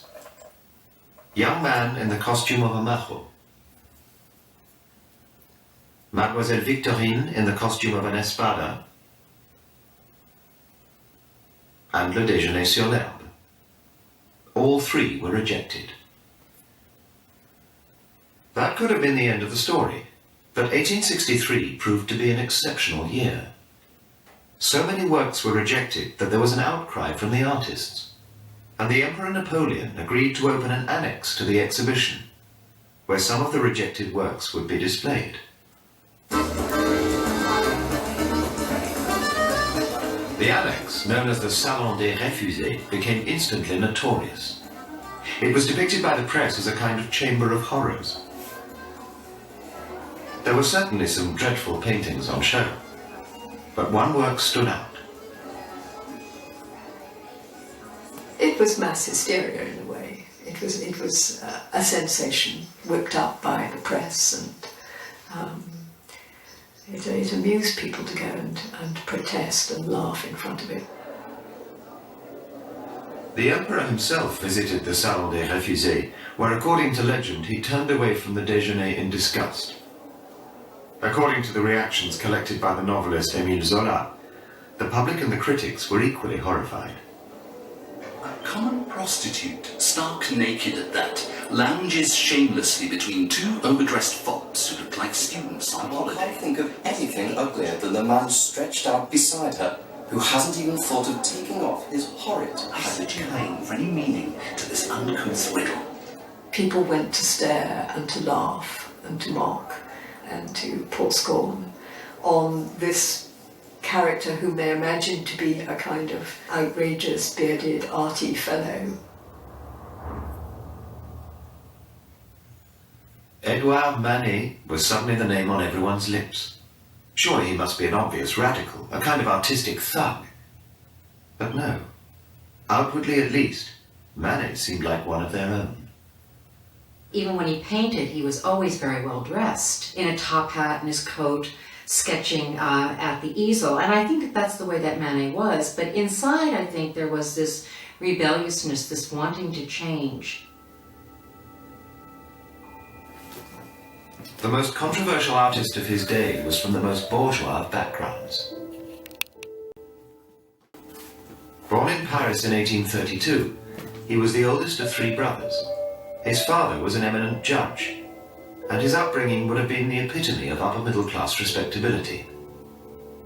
Yet Manet proved unwilling to follow convention, and there is much about his life that remains curious. In the year that the Déjeuner was shown at the Salon, he married his piano teacher, Suzanne Lehenhoff. Even to his closest friends it came as a surprise. He had this relationship that we still don't fully understand with this large, comfortable Dutch woman. People commented on what a strange combination it was. Suzanne had an illegitimate child, Léon, who was 11 years old when the couple married. Léon was always presented as his mother's younger brother, and the identity of the father has never been revealed. The general belief has always been that Manet must have fathered Léon. But for some reason he declined to legitimize the boy, even after his marriage to Suzanne. He never claimed him as his son ever. I mean, I find there's something very strange about that, and perhaps it's the enigmas of Manet that keeps drawing people to him.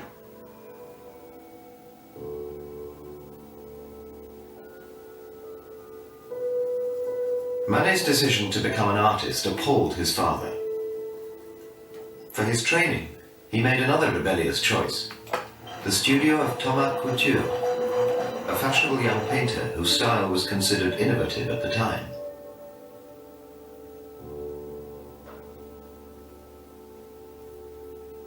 But Manet's training was as much in the museums as in the studio. He was a frequent visitor to the Louvre, where he registered as a copyist, recreating the work of the old masters. In the 19th century, copying was a major part of the training, and it was something that he, as an artist, wanted to do. I mean, they were, you know, artists are turned on by great art. It is the thing that speaks to them. Manet was a respecter of tradition and revered the old masters. But he needed to create something new, to move on from the endless obsession with the past. He wanted the salon to change. It was time for the modern world, in all its vibrancy and colour, to take its place in art.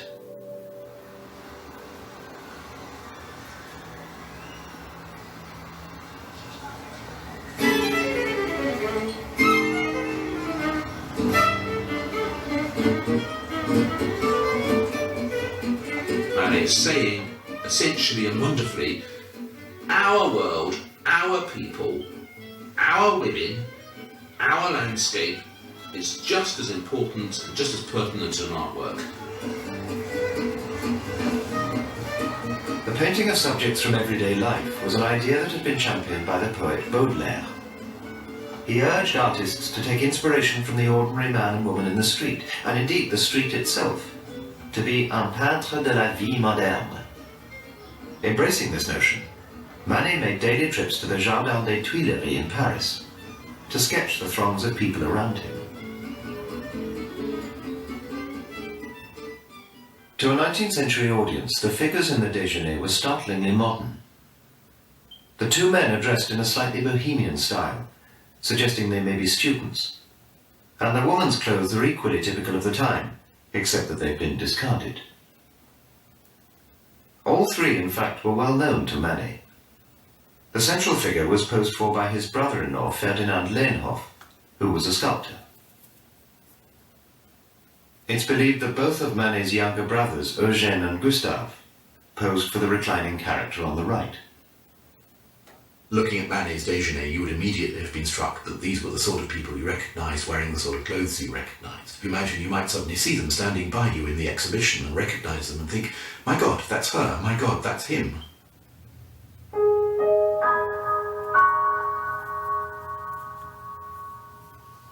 But at the centre of the painting, staring boldly out at us, is an even stronger presence, Victorine Meurent. She was a professional artist's model and clearly captivated Manet.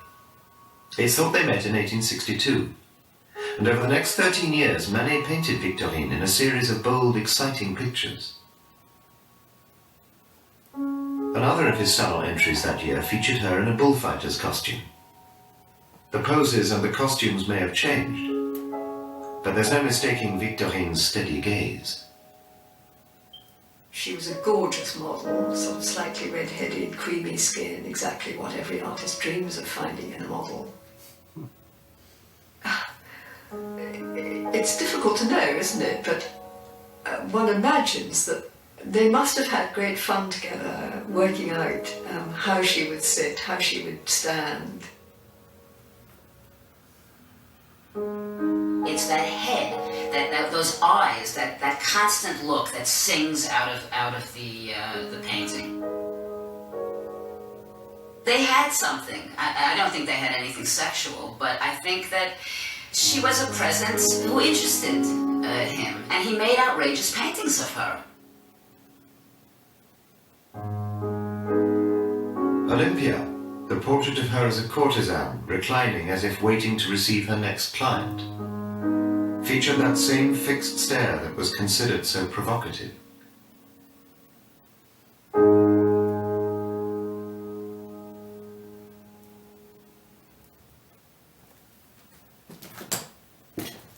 Victorine Meurent was a working-class Parisian girl who was 18 years old when she posed for Le Déjeuner sur l'Herbe.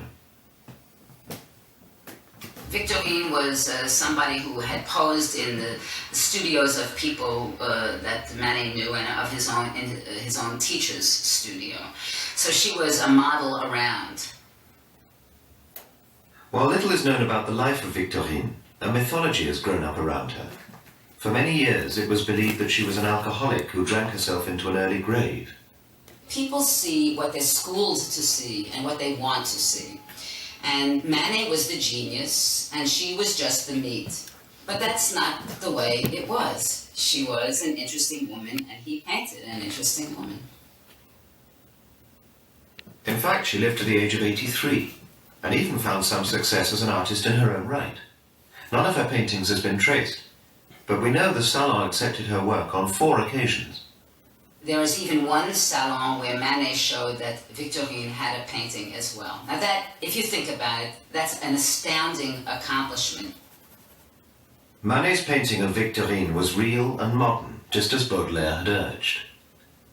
But it was all too real for the Parisian audience. Instead of simply using her as a model and having her turn away or look down, he used who she was. It attracted him who she was, and he painted it. And in painting it, he changed the way people, I think, ultimately painted nudes.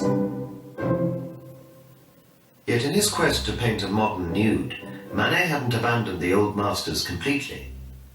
Victorine and her 2 companions are in fact a direct quotation from a work that Manet radically updated. The Judgment of Paris by Marc-Antonio Raimondi is a 16th century engraving that is itself a copy of an original piece by Raphael. In the bottom right-hand corner of this mythological scene sit a water nymph and 2 river gods who were observing the selection of the most beautiful women in the world, a process that may well have reminded Manet of the Salon and its critical jury. The Marc-Antonio Raimondi print after Raphael was a very well-known print. It was used by other artists. Many artists had reproductions of it in their studios. So therefore Manet turning to that would have been absolutely appropriate. The thievery that he played upon it, however, is really uniquely his own. And the classical quotations go further. The idea of combining 2 clothed men with 2 naked women is thought to have come from another 16th century Italian masterpiece, the Pastoral Concert by Titian. In this scene, the 2 men are dressed in contemporary clothing and seem unaware of the 2 naked women alongside them. But here, the women are nymphs, mythological figures who are naturally naked. The painting was one of the treasures of the Louvre, where Manet would undoubtedly have seen it. According to Antonin Proust, Manet's friend and biographer, he wanted to do his own modern version of the Titian, depicting real people. With Manet, what you get is the reality. These were the nudes that were posing in the studio. He gives it to us like they were. She looks like she needs to work out at the spa and do more exercising.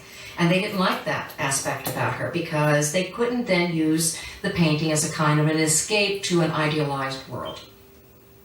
What it achieved was a kind of scrubbing away of the hypocrisy, the pretense that the studio model was Venus, was a nymph.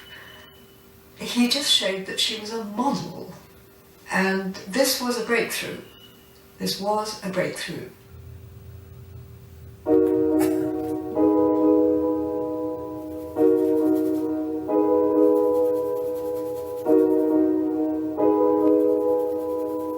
To paint a nude was considered a major technical challenge, an evidence of an artist's true abilities.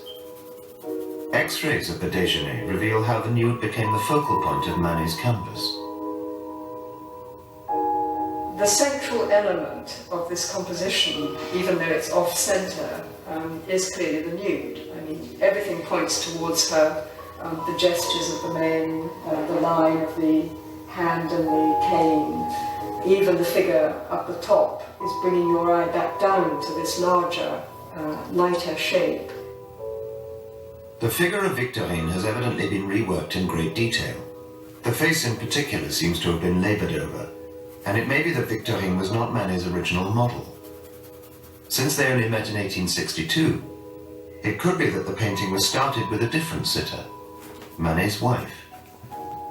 It is possible that it began with this large Dutch lady, Suzanne, and was then transformed into the more elegant form, perhaps, of Victorine. The X-rays also show an interesting omission. The pile of clothes in the foreground is missing, which means that they were painted in at a later stage. Manet's original nude was more in keeping with tradition.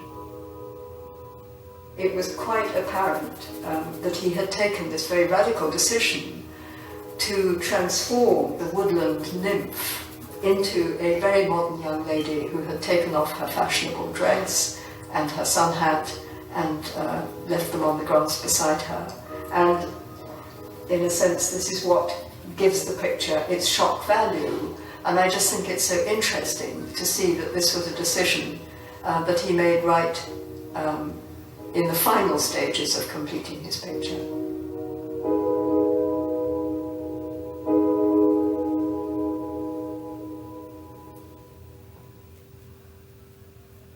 Manet emphasized this nakedness in the way that he lit his model. The traditional technique was to use a sidelight, creating subtle shadings over the areas of flesh and emphasizing their noble roundedness. Manet chose a direct light from the front, much less flattering, and less comfortable in its connotations. The way that Manet uses the light in his picture does suggest that kind of investigatory quality, the figure exposed under a spotlight for close scrutiny, which might be medical, might be scientific, but it's certainly highly moralistic. Manet systematically broke all the conventions that had governed 19th century art. Within this one frame, all of the art establishment's expectations were flouted and travestied. For one thing, the painting was clearly too big. It was not an off-the-rack canvas, so he made a conscious decision to choose a size that was going to meet his ambition. The established rules of French art specified a hierarchy of subjects, and the bigger the canvas, the more important the subject. Paintings this size were usually grand historical works commemorating noble events or religious dramas.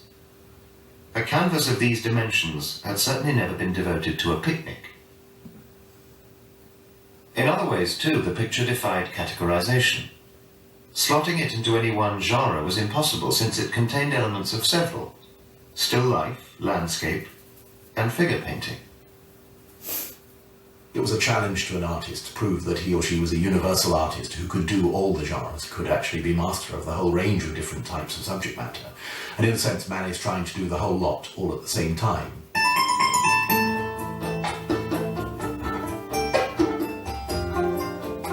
The tastes of the time required the artist to leave as little evidence of brushwork as possible. The illusion should be perfect. The viewer wanted to tiptoe over the surface of the painting and not be at all disturbed by what they were seeing on the very surface of the painting when they looked at a salon painting. They were varnished, they were polished, the brushstrokes were invisible. Manet's style was completely different. Instead of subtle shading and grading, the paint was applied in thick blocks of colour that leapt out of the canvas. It actually appeared raw and unfinished. It seemed to have been left at the stage of a sketch or a study, even though it was on a very large scale. Parts of the painting are hardly more than blobs of colour. At a time when precise artistic skill was prized above all else, this was a bold departure. It was also an effect that Manet worked hard to achieve. The repetition of a painted area through scraping down and reworking gives the illusion of directness and immediacy, whereas in fact it's quite a long and labour-intensive process.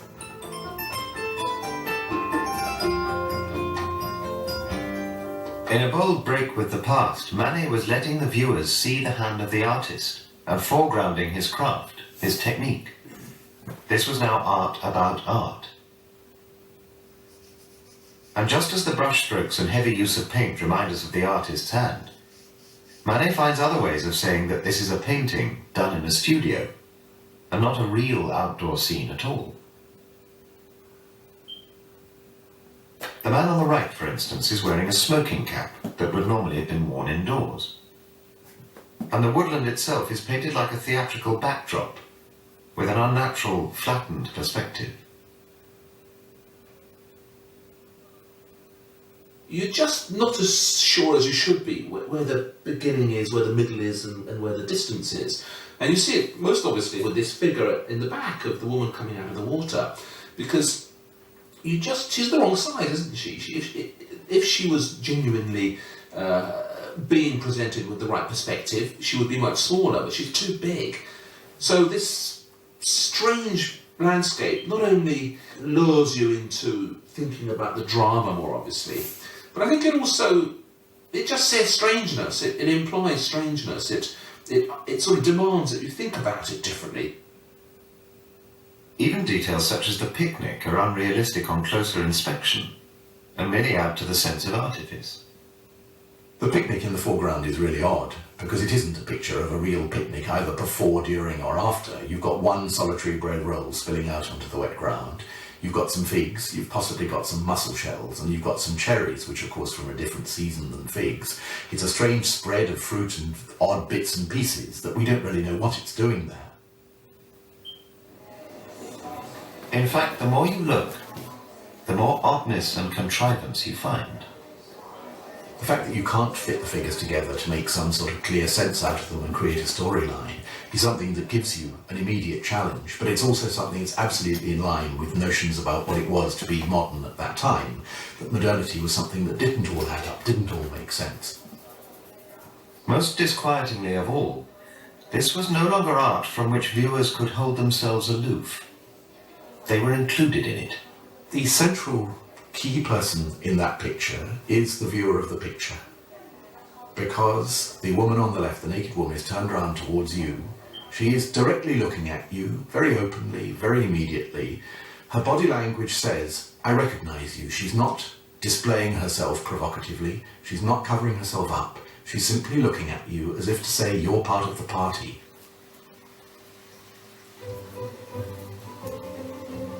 Like all the other nudes then so prevalent in art, Manet's display of female flesh was aimed at men, but this time not for their gratification. This nude's accusing look would have unsettled those many middle-class gentlemen of the day who would have kept a mistress, or visited prostitutes as a matter of course.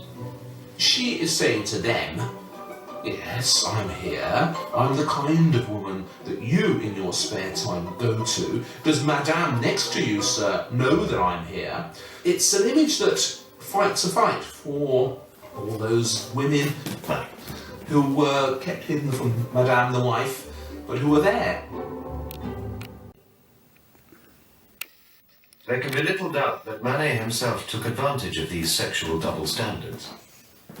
At the age of 46, he contracted syphilis, a common complaint of the day, and a disease that he certainly didn't catch from his wife, Suzanne. If you look closely enough, there's a tiny detail in the painting that could be Manet's coded comment on this matter. Very, very many people simply don't notice it until you point it out, and then they say, oh my God, yes, of course it's a frog.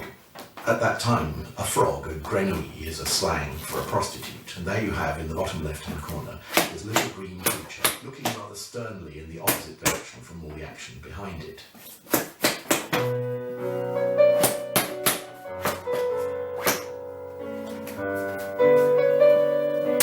From the oversized canvas to the smallest painted detail, Le Déjeuner sur l'herbe confused people and unsettled them.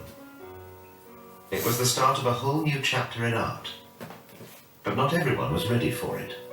They found the style, the lack of finish, the frontal lighting, all virtually impossible, as well as the subject matter, to tolerate.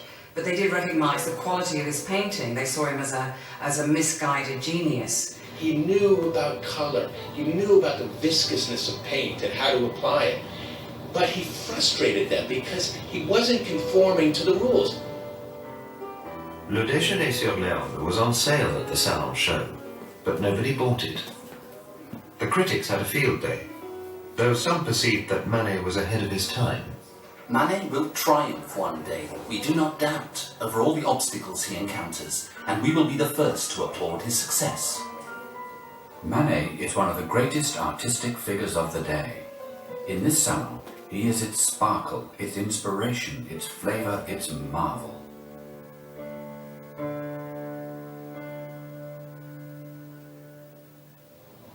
This is a major, ambitious picture, and it therefore clearly set him down as someone who wanted to challenge history and leave his mark on it. He wanted the system to change, to modernise.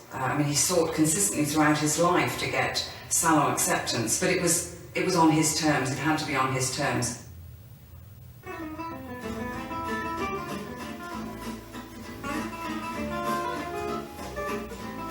Among the younger artists, the picture created huge excitement, becoming a touchstone for the avant-garde. Manet was seen not just as the challenger of the accepted tradition, but its successful liberator. The Impressionists, the most progressive group of artists of their day, adopted him as their leader, and their most famous member, Claude Monet, attempted his own version of Le Déjeuner just 2 years later in 1865. His aim was to create something even more modern and believable on a vast scale.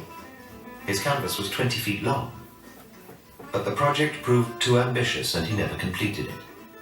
Only fragments of the work have survived, though a sketch exists to reveal Monet's vision. The huge picture, if he'd ever finished it, would have been 15 by 20 feet, even bigger than Manet. But at the same time, Monet is just painting a picnic. There's nothing about the subject that's problematic. It just is a gigantic modern picture of a picnic.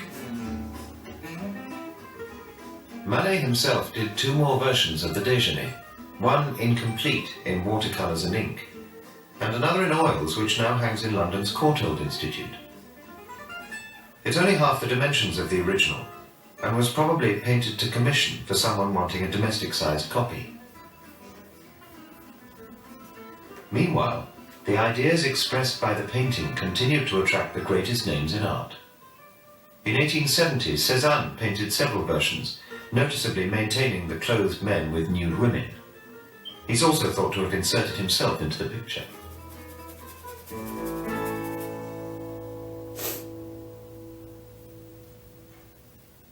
With works such as Le Déjeuner, Manet had opened up new directions in painting. And to the end of his life, he was seen as the leader of those young artists who gathered round him, attracted by his scandalous reputation. But Manet never saw himself as part of any school.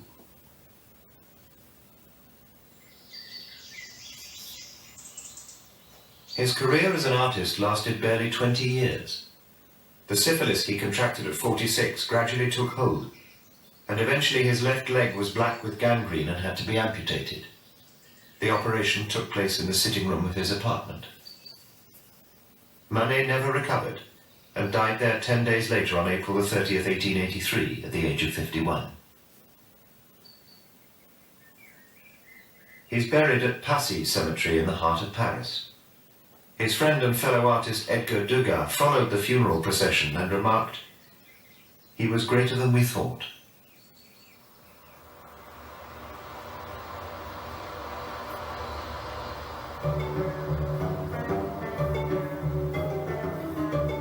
As the 20th century dawned, Le Déjeuner was still a beacon, leading on the next generation of radical artists. In 1900 it was shown at the Universal Exposition of Paris, where it was seen by Picasso. There at the Universal Exposition, he sees for the first time this amazing work, the Déjeuner sur l'herbe. Now it's only 40 years old. It would be like an artist today coming to New York and looking at an early work, an early pop art painting. Picasso once scribbled on a piece of paper, "Whenever I see the Déjeuner, I think to myself, that's trouble for later on."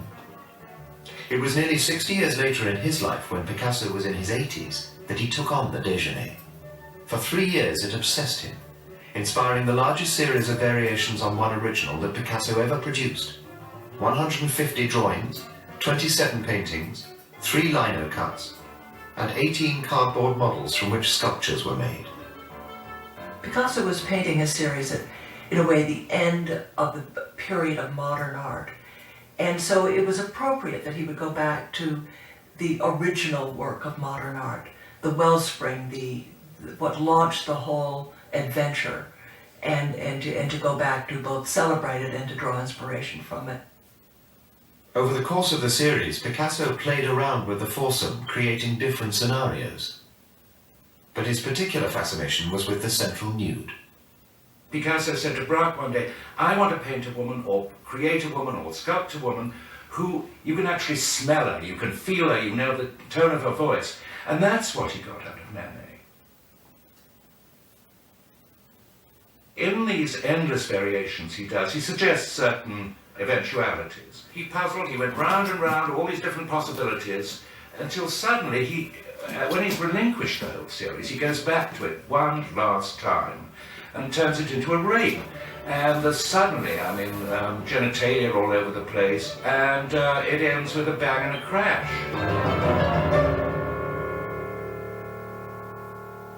Picasso saw himself as a kind of Manet figure, just as Manet was to the art of his time, the updater of tradition, so was Picasso.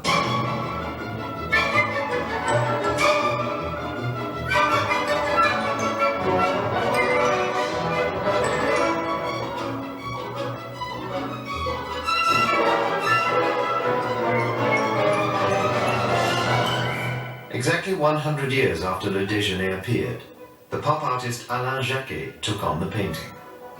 The original work of art about art was an obvious choice for a new generation of artists exploring the paradoxes of originality and mass reproduction.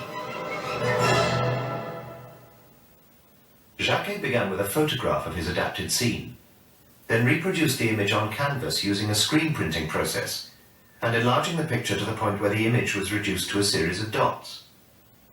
Just as Manet had made his brushstrokes visible, Jacquet too was giving the technical process within the picture an exaggerated exposure.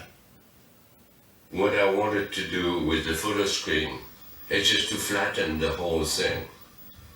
So, I was putting everything on a two-dimensional surface, and I was flattening the perspective. And also, it was a painting that it was impossible to perceive, because if you go too close, you don't see anything, and if you go further away, you get everything, but you have a kind of blurring. What copying had been to the history of Manet's picture, industrial reproduction became for Jacquet's image. I was using a medium that was done for reproduction, so I thought it was stupid just to do one. And at the same time, I thought it was a really interesting idea to do maybe the opposite, of Mona Lisa, where everybody has to go to one place, to see it. Like here, you could have it in every country, in every museum. In 1981, the painting finally entered the mainstream of popular culture thanks to a pop group, Bow Wow Wow.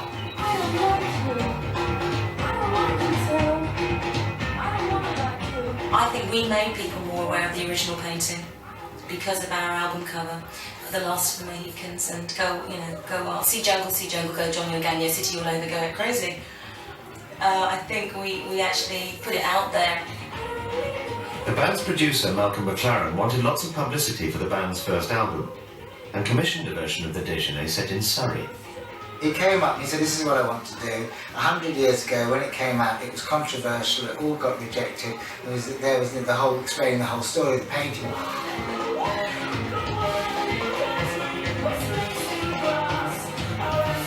In the post-punk days of the music industry, it would be difficult to create a stir with a 19th century work of art. But McLaren pulled it off. I agreed to do it after a lot of discussion. Malcolm saying, it's going to be fantastic because you're going to be the first singer to ever done something like this for an album cover. It's going to be beautiful, beautiful. The cherries are going to be all in the right place, the oranges, the tangerines. It's going to be fantastic, Annabelle. You're just going to look like a work of art. The shock value at the time was that I was, 14, and I was really concerned that my mother would go ape crazy. In fact, that's exactly what happened. And worse still, she demanded that all the photographs be handed over immediately. I then got a call from Malcolm saying, quick, get the pictures out of the way because the police were involved. And they said, that they were going to be coming round to get the pictures off me because I've been taking photographs of a minor. And I thought, oh, blooming heck, if this is, pop photography, forget it. The pictures were leaked to the press, and the déjeuner became embroiled in yet another scandal. The cover was later released, and has been named as one of the best album covers ever produced. McLaren had used the painting to create the controversy he wanted, but only by exploiting the tableau at its most obvious level.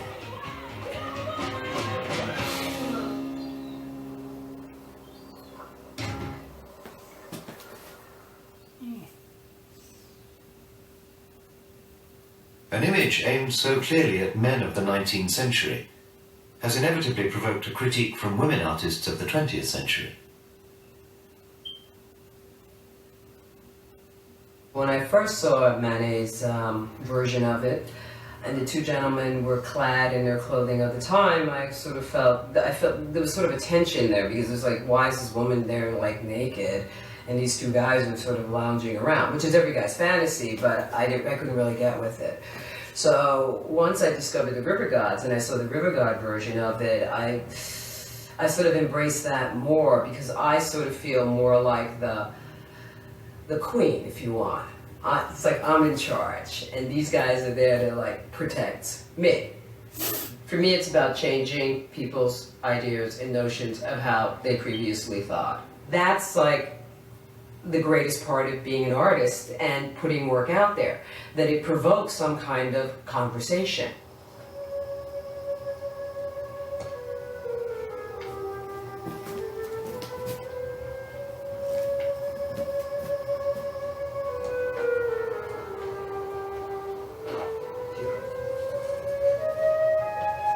This view is really great from here.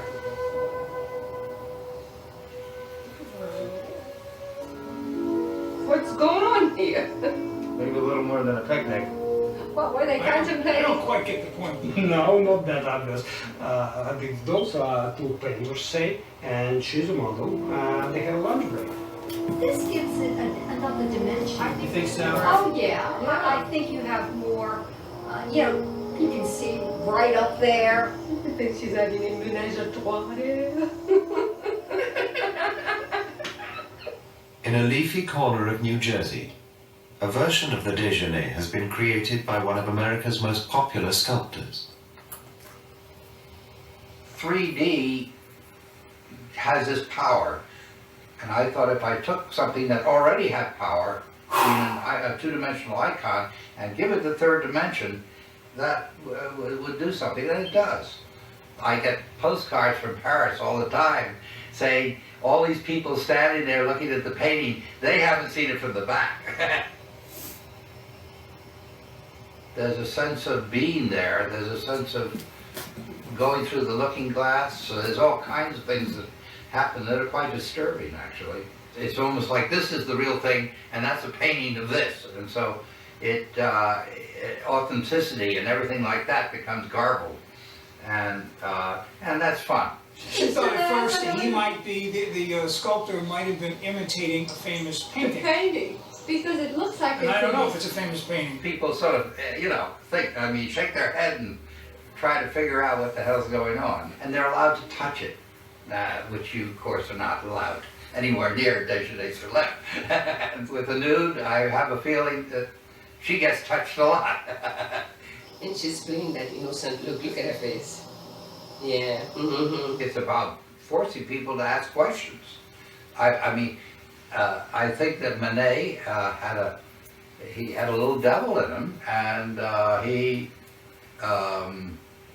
just had fun twisting people's knickers.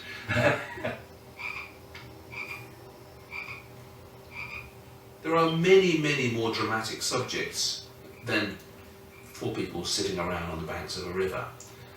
But it's precisely this understatement that has given this image legs. It's precisely because it isn't easy to just dismiss it as a piece of shock that it has maintained the whole of the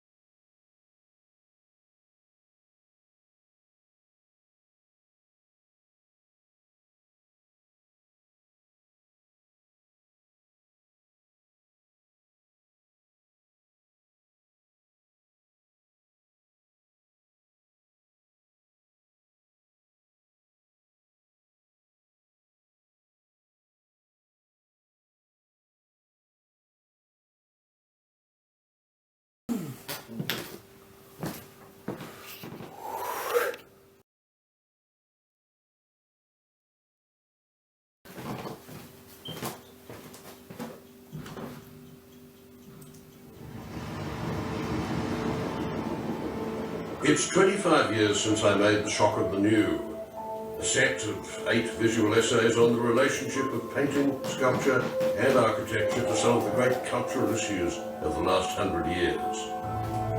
A personal view of modern art in the 20th century. I was trying to tell the story of how art has always attempted to stay one step ahead of the game, defining who we were, what it meant to live in the time in which we lived, and what the future, however bold and however shocking it could be, might hold. But now, with the 20th century over, and living in a culture where anything and everything goes, I think it's a good moment to reassess at least some of the claims of modern art, and add a final chapter examining what you could say was good and what was bad, and why it's important to know the difference. Today, newness in art doesn't seem to matter so much because it's expected, it's museum policy, it's routine. Maybe the shock of the new simply doesn't matter anymore. But in that case, it's become all the more important to decide for yourself whether a work of art is just a little feat of novelty or whether it actually has something fresh and vital to say.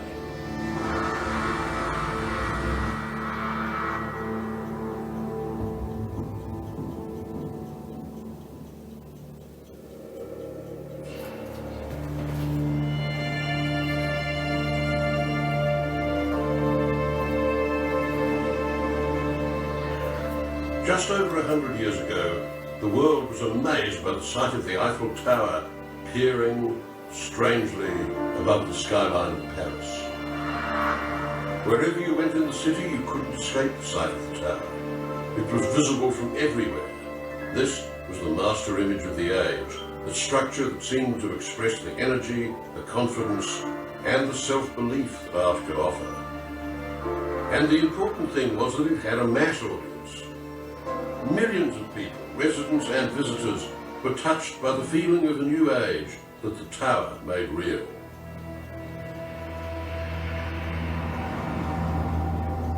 "80 years later, when the Twin Towers went up in the 1970s New York, people didn't think the same way about that. 40,000 square feet of office space confirmed that business was good, and that Lower Manhattan was steadily usurping the square mile in London as the centre of the world's financial markets. It said something else too, but which we took for granted. In their gross confidence, the Twin Towers were an emblem of a society content with itself and with the world, and seemingly unassailable. So nothing on September 10th, 2001 could have prepared us for those hijacked planes heading toward the World Trade Center on the following morning, and the shock of its collapse. I saw it from the window of my loft, the great unfurling disintegration, the toppling, the unbelievable quality of catastrophe.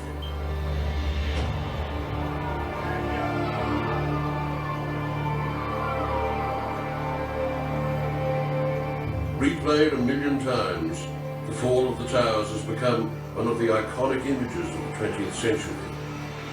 To anyone with a biblical background, it also suggests the fall of the Tower of Babel.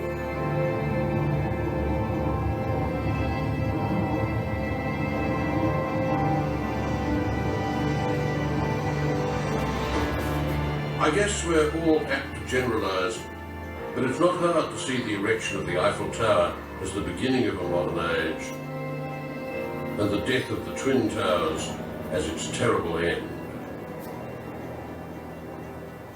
The fall of the World Trade Center immediately entered that small stock of images by which we remember the horror and cruelty and violence of the 20th century.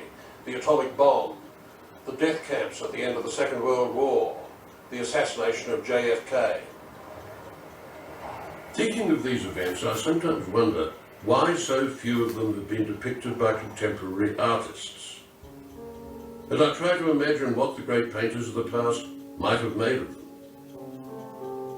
Howard Turner painted the mushroom cloud. Howard Goya depicted the liberation of Belsen. Or David shown the assassination of Kennedy. There was a time when art had a lot to say about the world and its events.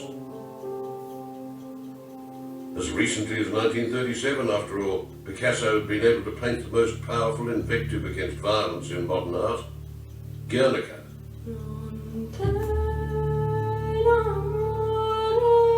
It was inspired by an act of war, the bombing of a Basque town during the Spanish Civil War by German aircraft at the request of the Spanish nationalist commander, General Emilio Mola.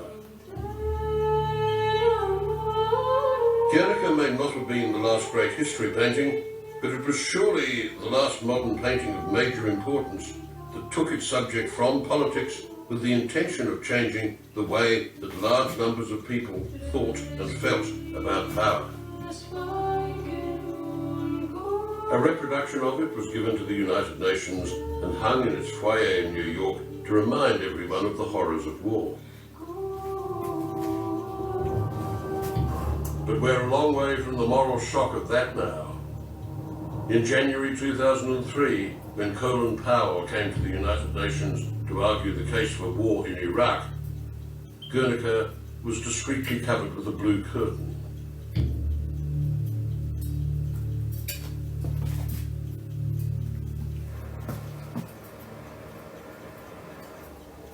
We don't do art like this anymore. And today, the most controversial works of art do not tell so much of the horrors of war, but of the artist's own personal phobias. You only have to go to a big survey show of contemporary art, like the Whitney Biennial in New York, to see that it's all become rather bloated. Artists seeking to make an impact with an instant hit, anything to stand out from the crowd, anything that says, look, here I am, I have arrived, I am different.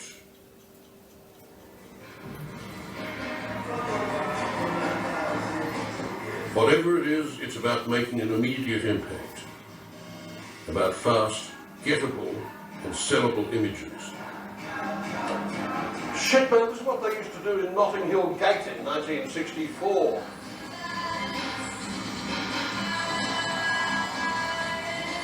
Trouble is, you know, if you live long enough and you're in a culture of revivals, in the end nothing is new. It's as though Western art began with Andy Warhol.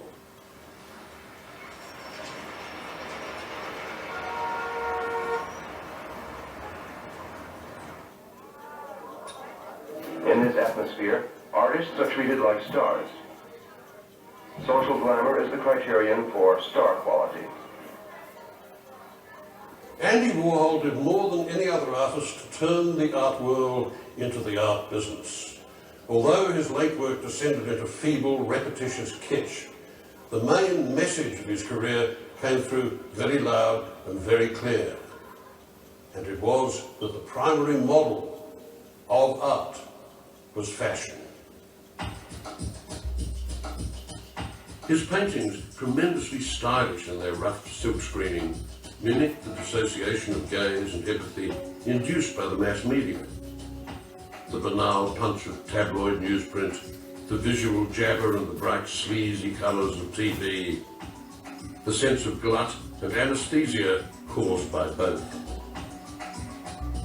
Two Elvises are better than one, and one Marilyn, patched like a gaudy stamp on a ground of gold leaf, could become a sly and grotesque parody of the Virgin Mary fixations of Warhol's own Catholic childhood, of the pretentious enlargement of media stars by secular culture, and of the similarities between both.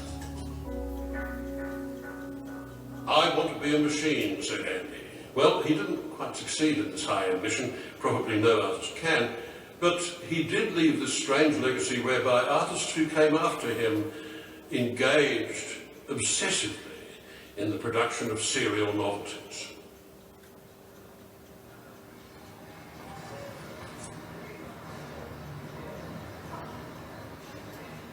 Today, the closest thing to Warhol's factory with its army of assistants is the studio of Jeff Koons.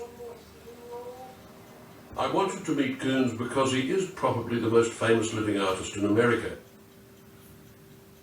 Born in Philadelphia in 1955, Koons started very young by rearranging the items in the window of his father's shop.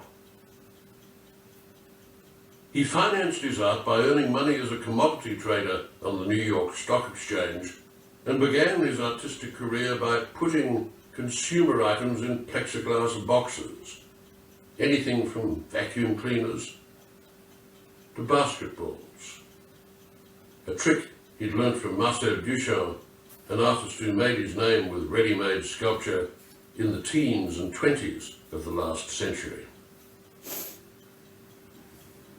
In the mid-1980s, Koons concentrated on reproducing stainless steel model trains that had once contained Jim Beam whiskey.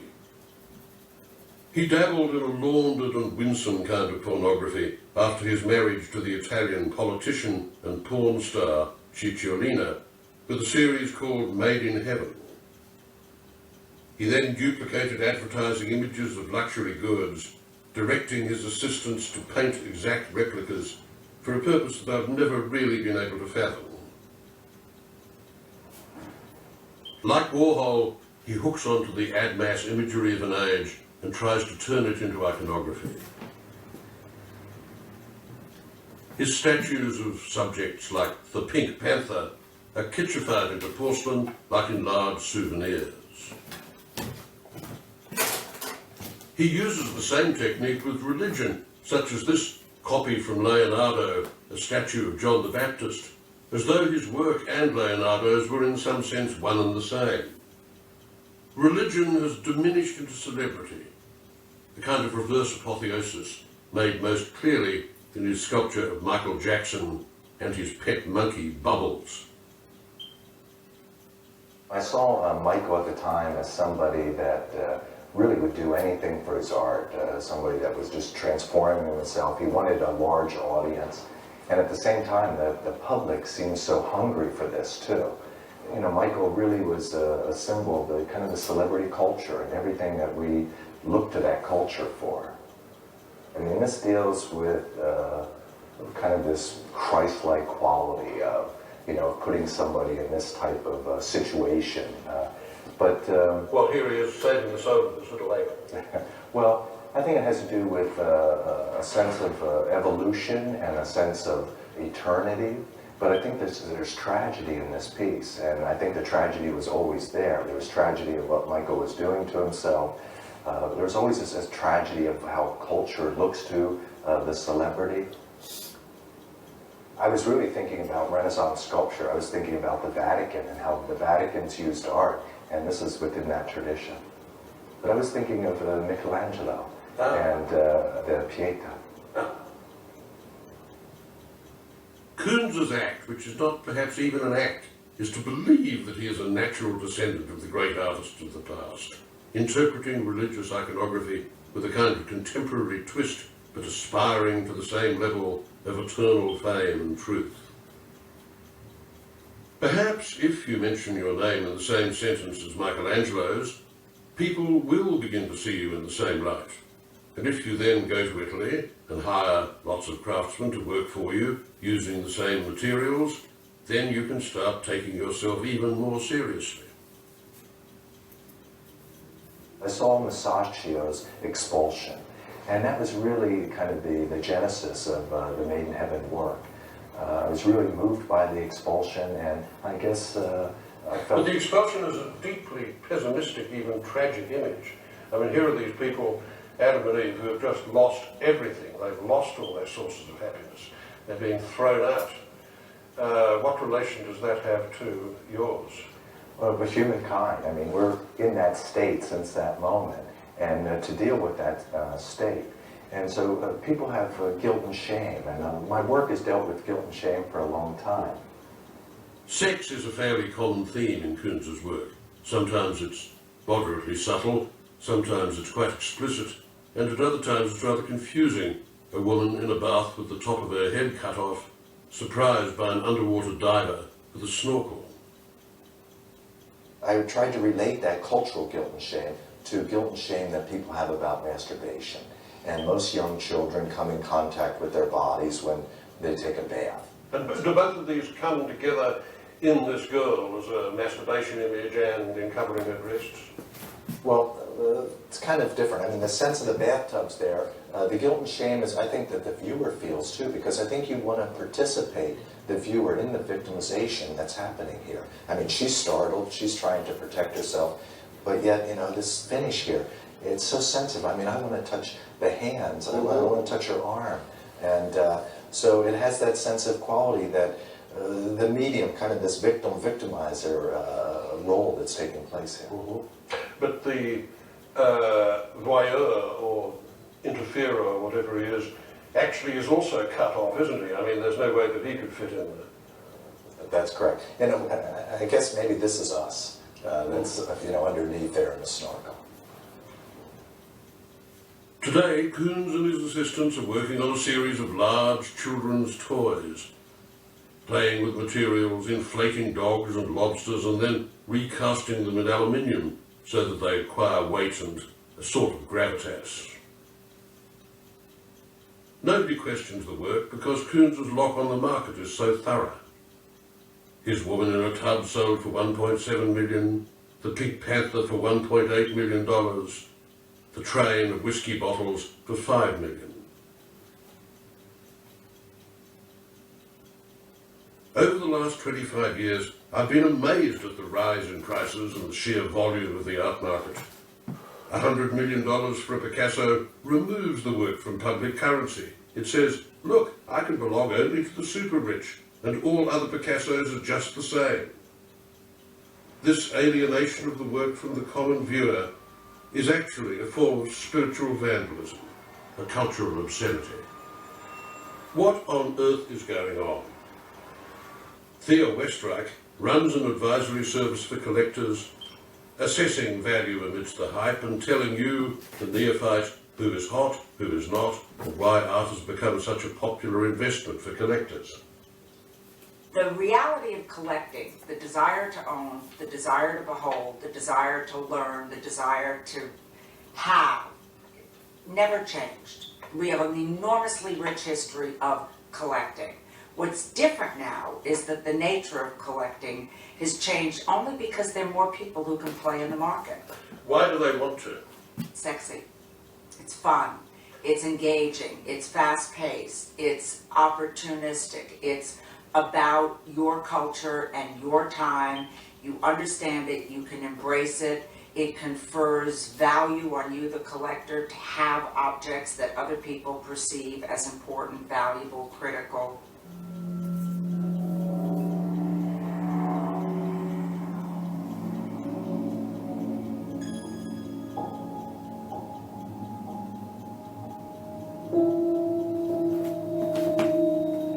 Art does not need to make an immediate impact to have value. It could be troubling and yet still bear repeated viewings.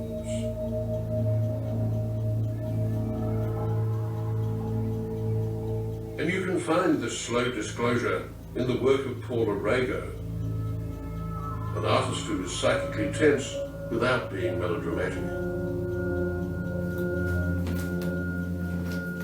I think she's the best painter of women's experience alive today.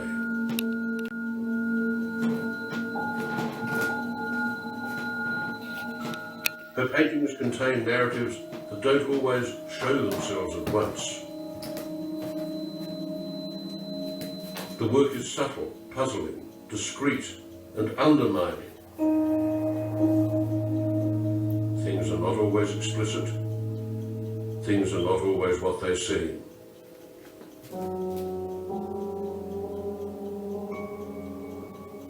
Paula Rego tells stories, fairy tales, fables, plays, parables, and the folklore with which she grew up.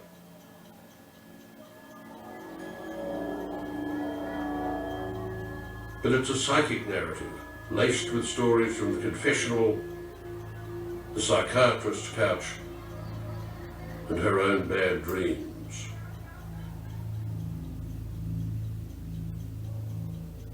I think that all paintings, ever since they began to be paintings, were about stories. All stories give an explanation for the world. They all give a face, they all make sense of the world. They all make, in their way, they make sense of the world.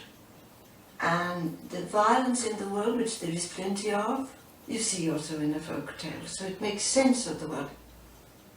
It condenses it and gives it a form and makes it much more acceptable to see.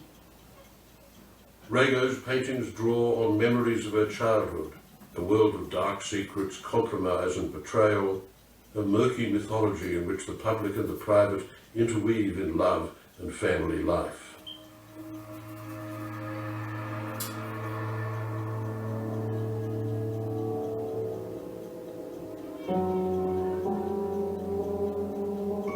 Paula Rego is not that interested in what Americans call family values, but she's fascinated by the truth of families as a source of conflict.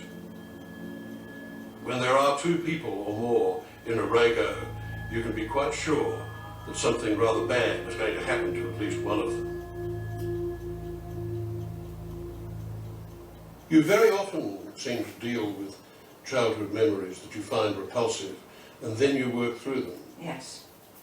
Has painting always been a means towards doing that? It's always been a means of doing things I couldn't do any other way.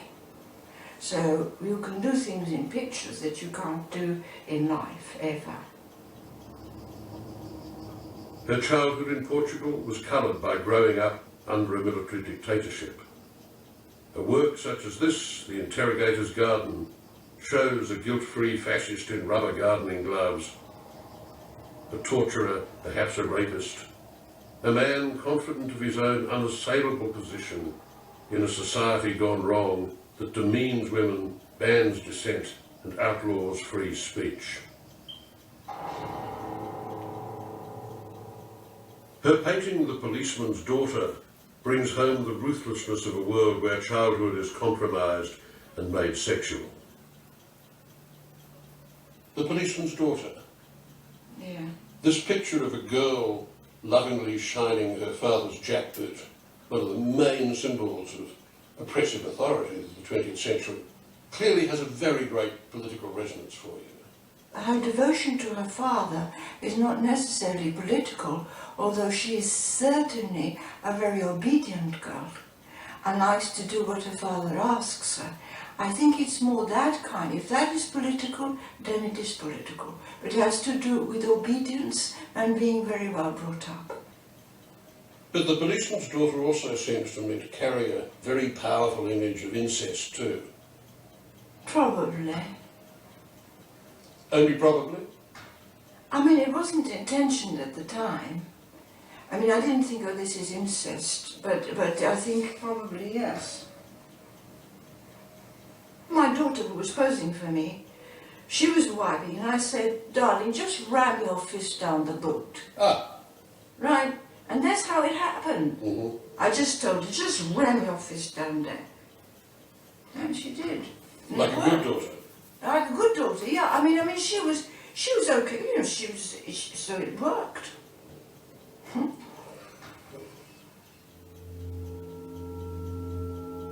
These are ambitious pictures, deeply engaged with the relationships people have with each other, with their imagination, and with their pasts.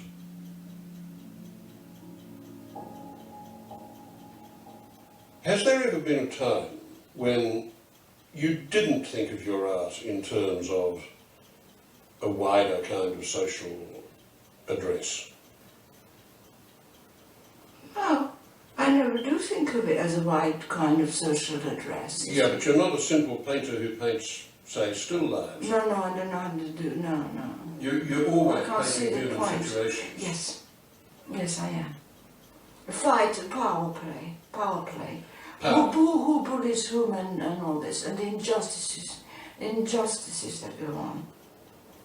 I mean, there's a whole series I did on abortion pictures, for instance, which were political pictures with a message, you know, straightforward message.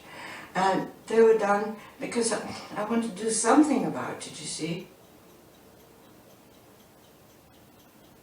In Portugal, abortion is still a crime, and these images show the consequences of people seeking backstreet abortions. The images are not sensational for sensation's sake, they're real and have a haunting impact. Rago's art makes it very clear that painting, in order to be contemporary, does not need to be about glitz or surface or media references, and that painting can actually have something to say, even though that something may not be immediately agreeable.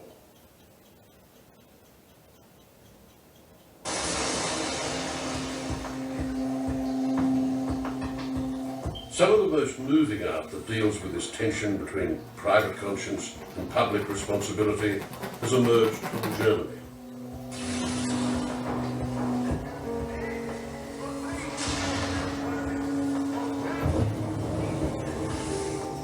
I decided to go to Berlin because it's this city that has most embodied the troubled nature of the 20th century.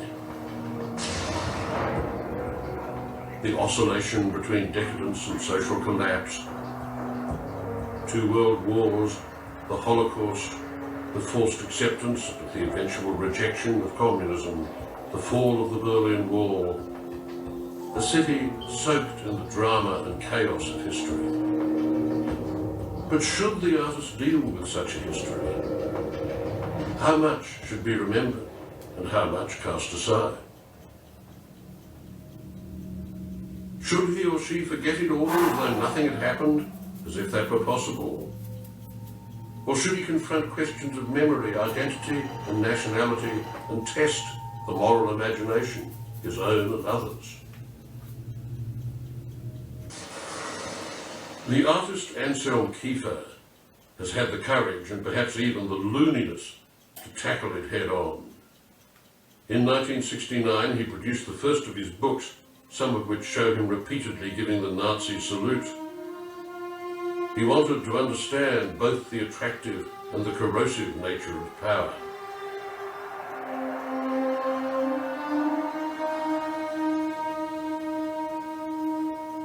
Kiefer probes deeply into the roots of German history and identity. His ambition ranges across myth and history and fiction, from the legend of Parsifal to the architecture of Albert Speer. This painting is called Monument to an Unknown Artist, but of course the unknown artist is Hitler.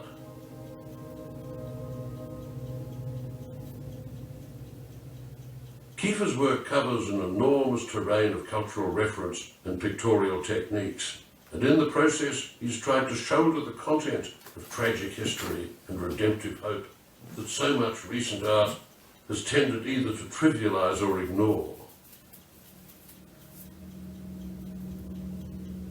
His use of materials gives his work power and resonance, whether it's names and numbers on bits of paper, or toy aeroplanes, or children's clothes. And these come together in a series of pictures that commemorate the most infamous event in German history, the Holocaust.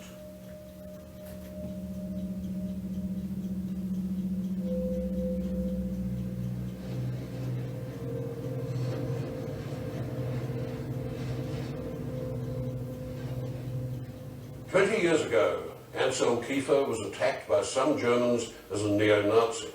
On the other hand, the State of Israel has honoured him for his depictions of the Holocaust. The most humanly poignant cluster of images in his work is based upon a poem by Paul Celan, who wrote it in a concentration camp, and it's called Death Fugue.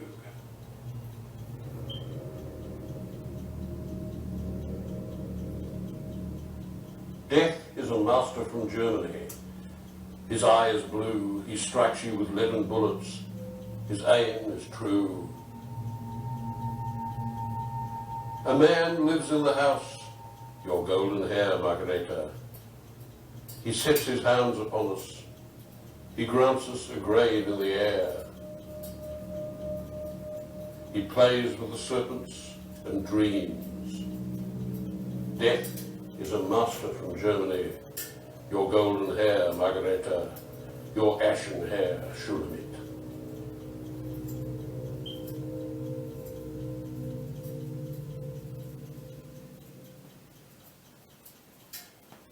Margareta, the blonde personification of ideal German womanhood, and Shulamit, the cremated Jewess who is also the archetypal beloved of the Song of Solomon, interweave in Kiefer's work in a haunting and oblique way. Neither is actually seen as a figure. Margareta's presence, like a motif in music, is signalled by long wisps of golden straw, while Shulamit's emblem is charred substance and black shadow. What can I remember? What should I remember? These questions run through Kiefer's work from the very beginning. His art sets itself against the sterile irony and the sense of trivial pursuit that infest our culture. It affirms the moral imagination.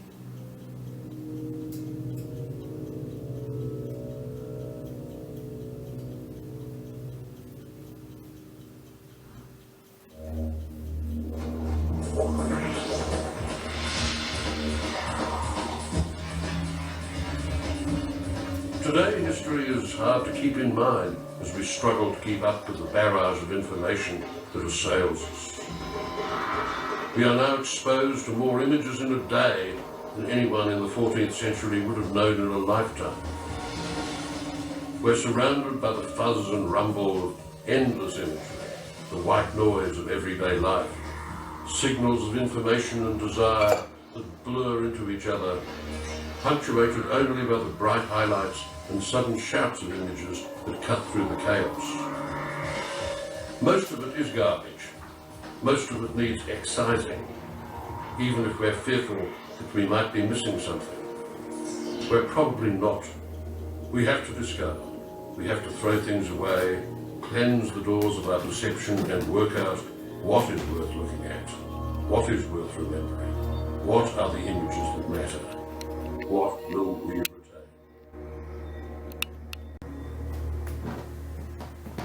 An artist who knows the contemporary world, but also seems to know what to filter out of it. An artist who has been radical by turning away from the chaos to pursue the beautiful, is David Hockney. Fashionable and glamorous in the 70s and 80s, Hockney was, in a sense, but only in a sense, England's answer to Andy Warhol. With sun, sex and swimming pools, it was clear from the start that Hockney would have made a contemporary illustrator of genius. But he was much more than that. With his wiry line that defined shape while subliminally conveying its depth and weight, with his unfailing instinct for placement, he knew just where the metallic fronds of a palm should pop up in paint, and just how effective the restrained simplicity of a blue pool, a pink building, a blue sky, and a splash of water could evoke an endless summer afternoon. A bigger splash remains the quintessential Los Angeles painting. The splash itself, in its strands, hatchings and squiggles of white, is a masterpiece of stylization. It shows how even beauty can be radical.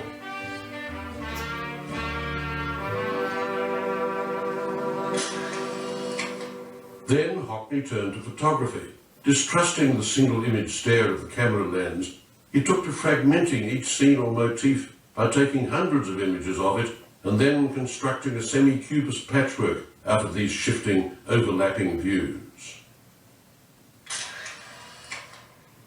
It was an attempt to put time back into photography, the darting look of the painter's eye. In the end, I'm not sure that this was the best part of his work. In any case, now he's turned 180 degrees and he's come out the other side, returning to drawing and painting and creating some of the simplest and most restrained images of his career.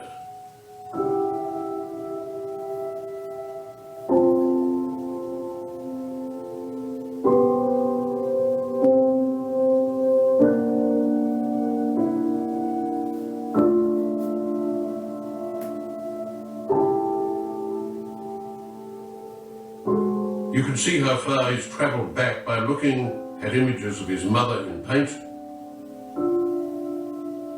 in photography, and then in simple brush and wash.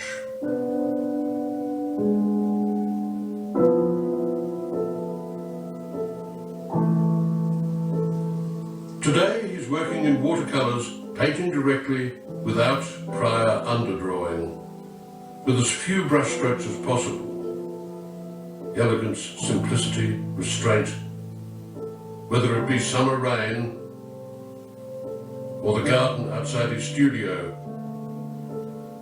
or a sketchbook of recent work in southern Spain. Let's have a look at some of these landscapes you've been working on. This is the sketchbook, one of the sketchbooks you start from, is it? I went to Andalusia. Oh, there we are, we're in Cordoba. Cordoba. Yeah, that's the great mosque in Cordoba. Yeah. Looks like an orchard, doesn't it? Yeah. Wonderful. Palm grove. Fabulous Yes. palm grove. So it's incredibly beautiful. Courtyard in Seville. Right. Beginning to see the patterns Yes. that happened. This is then at the Alhambra. This is the Charles V's palace. Oh, right, yes. The, Are you moving directly with the brush, or do you use any, I don't see any pencil underdrawing? No, just brush. No, just brush. No Okay. pencil, yeah. I just used a brush. I just had a big brush. The first thing I draw are these lines. Yeah. Yeah. So that what you'd see is just early on are just grey lines. You're simplifying, you're making, how do I make the space? But I deliberately, as I said, just took a big brush, 4 colours, and you start seeing. I didn't want to look through a camera. I looked through cameras for a long time. You did? Yeah. Yes, I did. And in the end, you're more aware of what's at the edges, what's not there. it's forced to be a certain kind of picture. I mean, that's quoted there. I thought it was unphotographable, actually, in a way. Well, you're pretty much right. I know I've tried to photograph that in my amateurish way, and it just comes out looking like a mess. Yeah. Also, when you're there, you notice the marvellous patterns that photography doesn't quite show you the way you see them. Your eye sees the way different surfaces have these patterns on. You don't get the thrill of this magnificent ceiling that's like, it's like walking under a fantastic palm grove, isn't it? Yeah. It is. But this kind of drawing is a feat of memory and concentration, of keeping the eye alive, of retaining curiosity. Now Hockney's returning to East Yorkshire to look again at the landscape of his childhood. And I worked on the land in East Yorkshire, 50 years ago. Yeah. Harvesting. Oh, really? Oh, yeah, from school. Oh my God, you're the little boy in the corner of the constable. Yes, I was stooping cod. I was in Yorkshire driving from Bridlington to Wetherby all the time, and I got fascinated. There's no hedges, it's big like the western United States. You can see a long way. Just goes on forever. You can see a long, long way.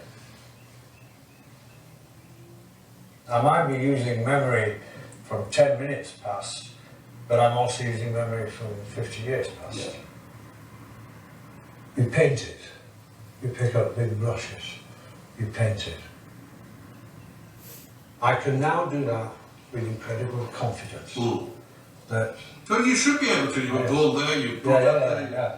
But you do it in painting. Yeah. You cannot photograph this. Yeah. It's not the same. It has to be painted. Fascinating.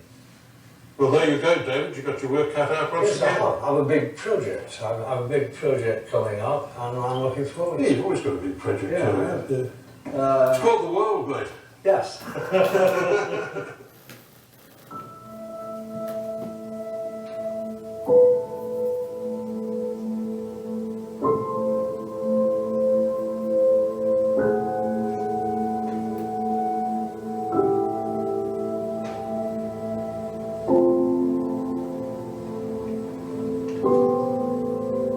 In the 45 years that I've been writing about art, there's been a tragic depreciation in the traditional skills of painting and drawing, the nuts and bolts of the profession.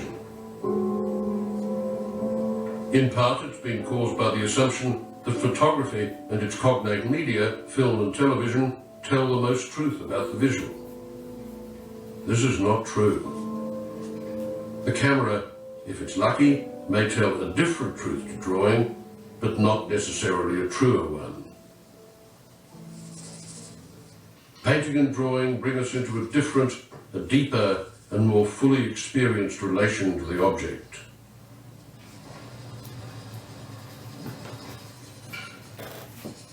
We have had a gutful of fast art and fast food. What we need more of is slow art, art that holds time as a vase holds water. Art that grows out of modes of perception and making, whose skill and doggedness make you think and feel. Art that isn't merely sensational, that doesn't get its message across in 10 seconds, that isn't falsely iconic, that hooks onto something deep running in our natures. In a word, art that is the very opposite of mass media.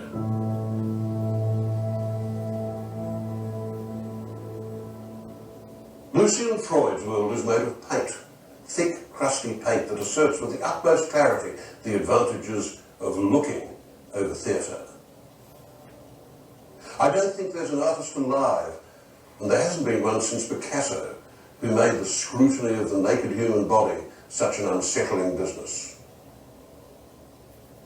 The way Freud perceives a form and builds it up from oily mud on a piece of cloth, the way that he constructs analysed equivalents to reality is inspiring.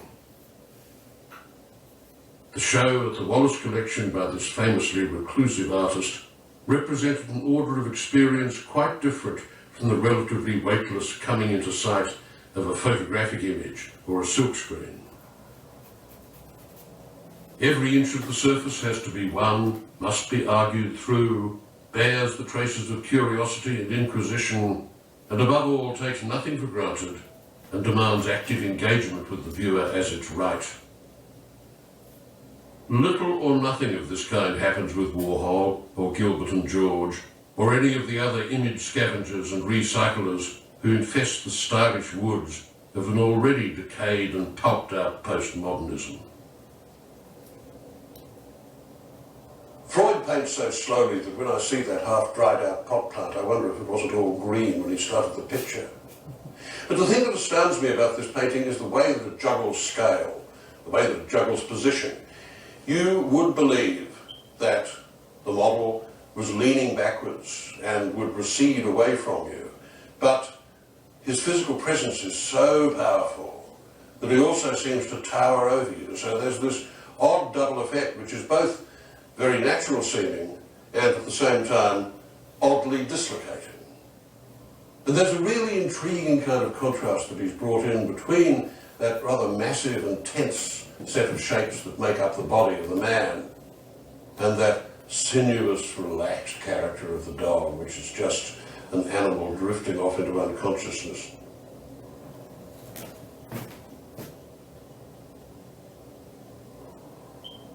Not far from where Lucian Freud lives in London, there is a riding school, and in that school, one of the horses particularly caught Freud's eye. I mean, Freud has always been fascinated by horses because, apart from anything else, he's been a big gambler on the GGs over the years of his life.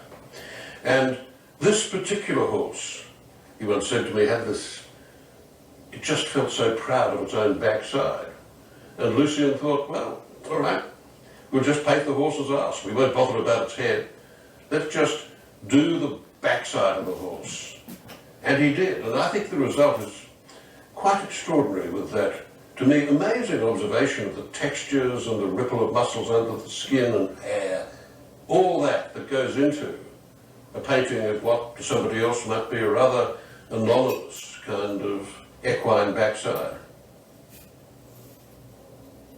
Every few years, some twit in the art world hops up and sings a song about the death of painting. But what you take away from a show like this one is a triumphant vindication, actually, of painting's liveliness and its rights of claim.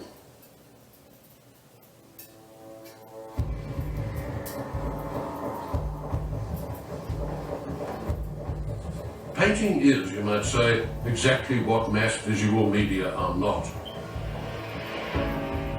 A way of specific engagement, not of general seduction. That is its continuing relevance to us.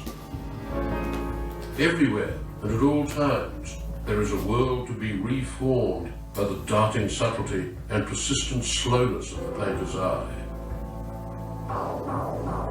There is beauty in pure paint confidently handled, and this of course does not need just to be figurative. It can be abstract too. We recognise a Mondrian grid as a defining image of the modern. A Rothko as the work of a man who believed in the spiritual possibilities of blurred fields of colour. Or a work by Ellsworth Kelly that creates an art of spare, authoritative and very refined forms. These are images of subtlety and beauty, a beauty which is still accessible to the abstract, and one of the most interesting artists working in abstraction today is Sean Scully.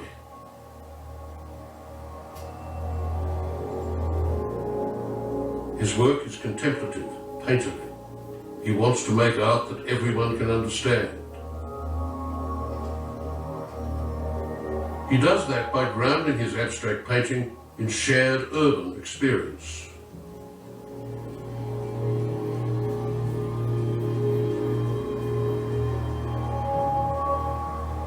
Scully's are very New York paintings, yet the Manhattan they evoke is not the foreigner's grid of perfect plains, but rather the heavy, gritty, slapped-together look of downtown, where Scully has his studio, the hoardings of warped plywood, the metal slabs patching the street.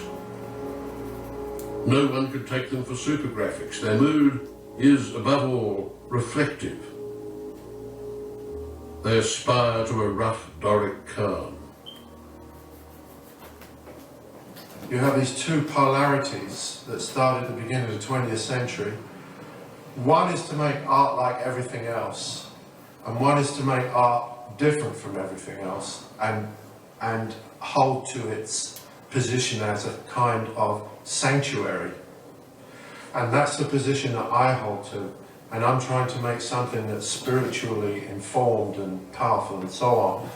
And they're opposing points of view. If you make art interactive, you make it like advertising, you make big photographs that look like billboards, etc., etc.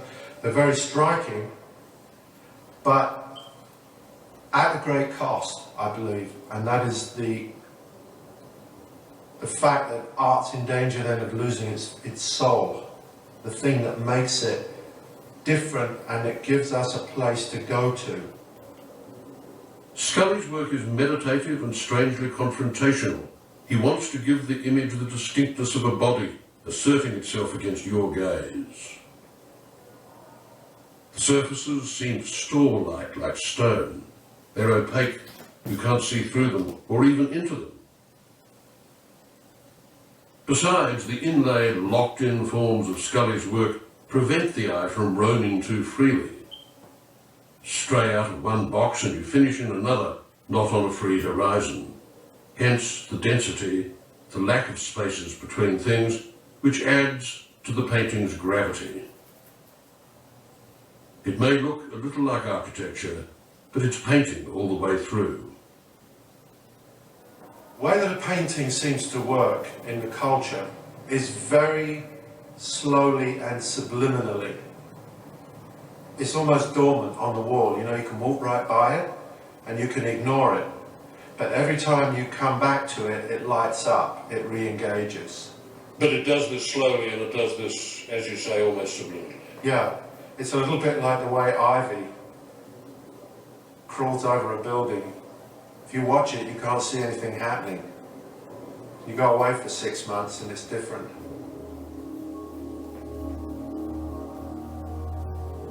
This is not instant art. It takes years of concentration, years of looking and going in and out of fashion, still painting when faced with the twin poisons of either failure or success.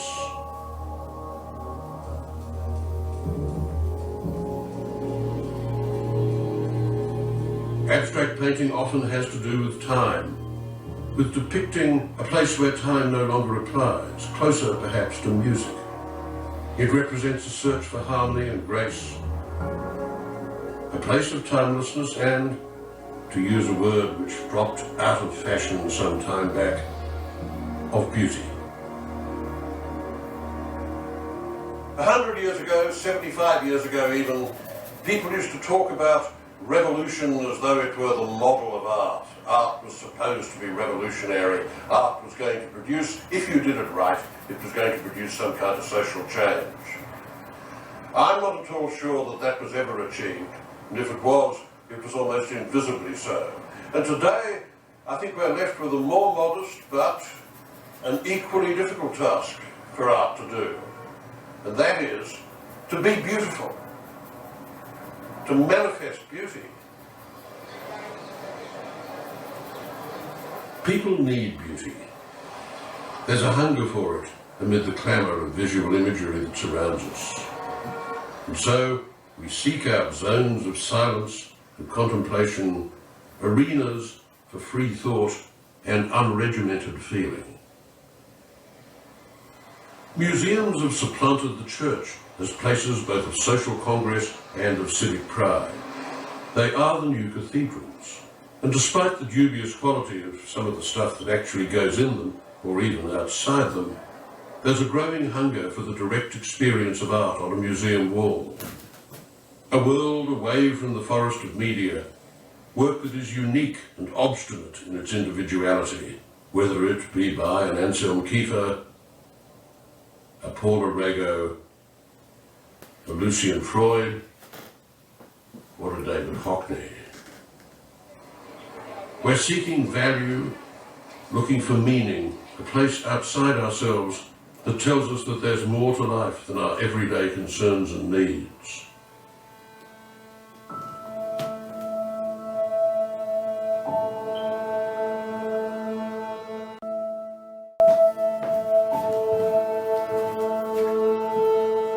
You could see this in the crowds gathering for Olafur Eliasson's weather project in the middle of the turbine hall of the Tate Modern.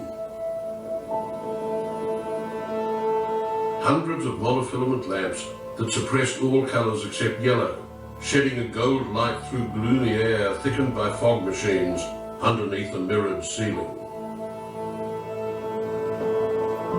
People lay on the floor, staring up at themselves reflected in that ceiling, lit by the pale yellow light of their new sun god.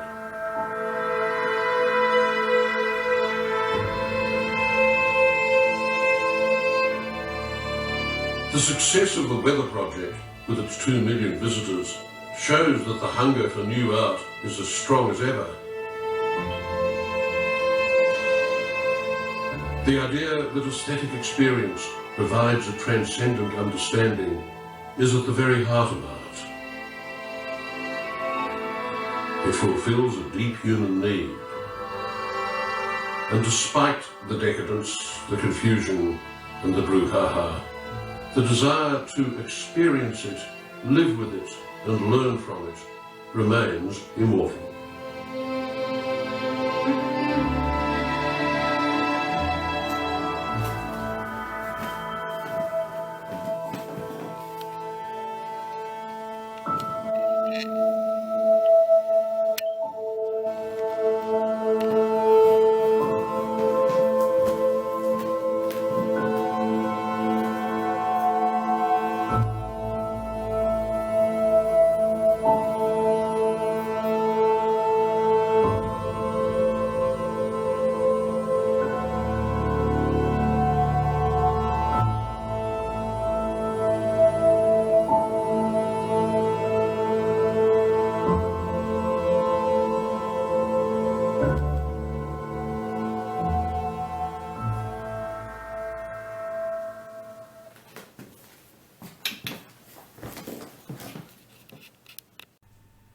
Okay, I hope you enjoyed this painting tutorial, and here you can actually see how I sketch.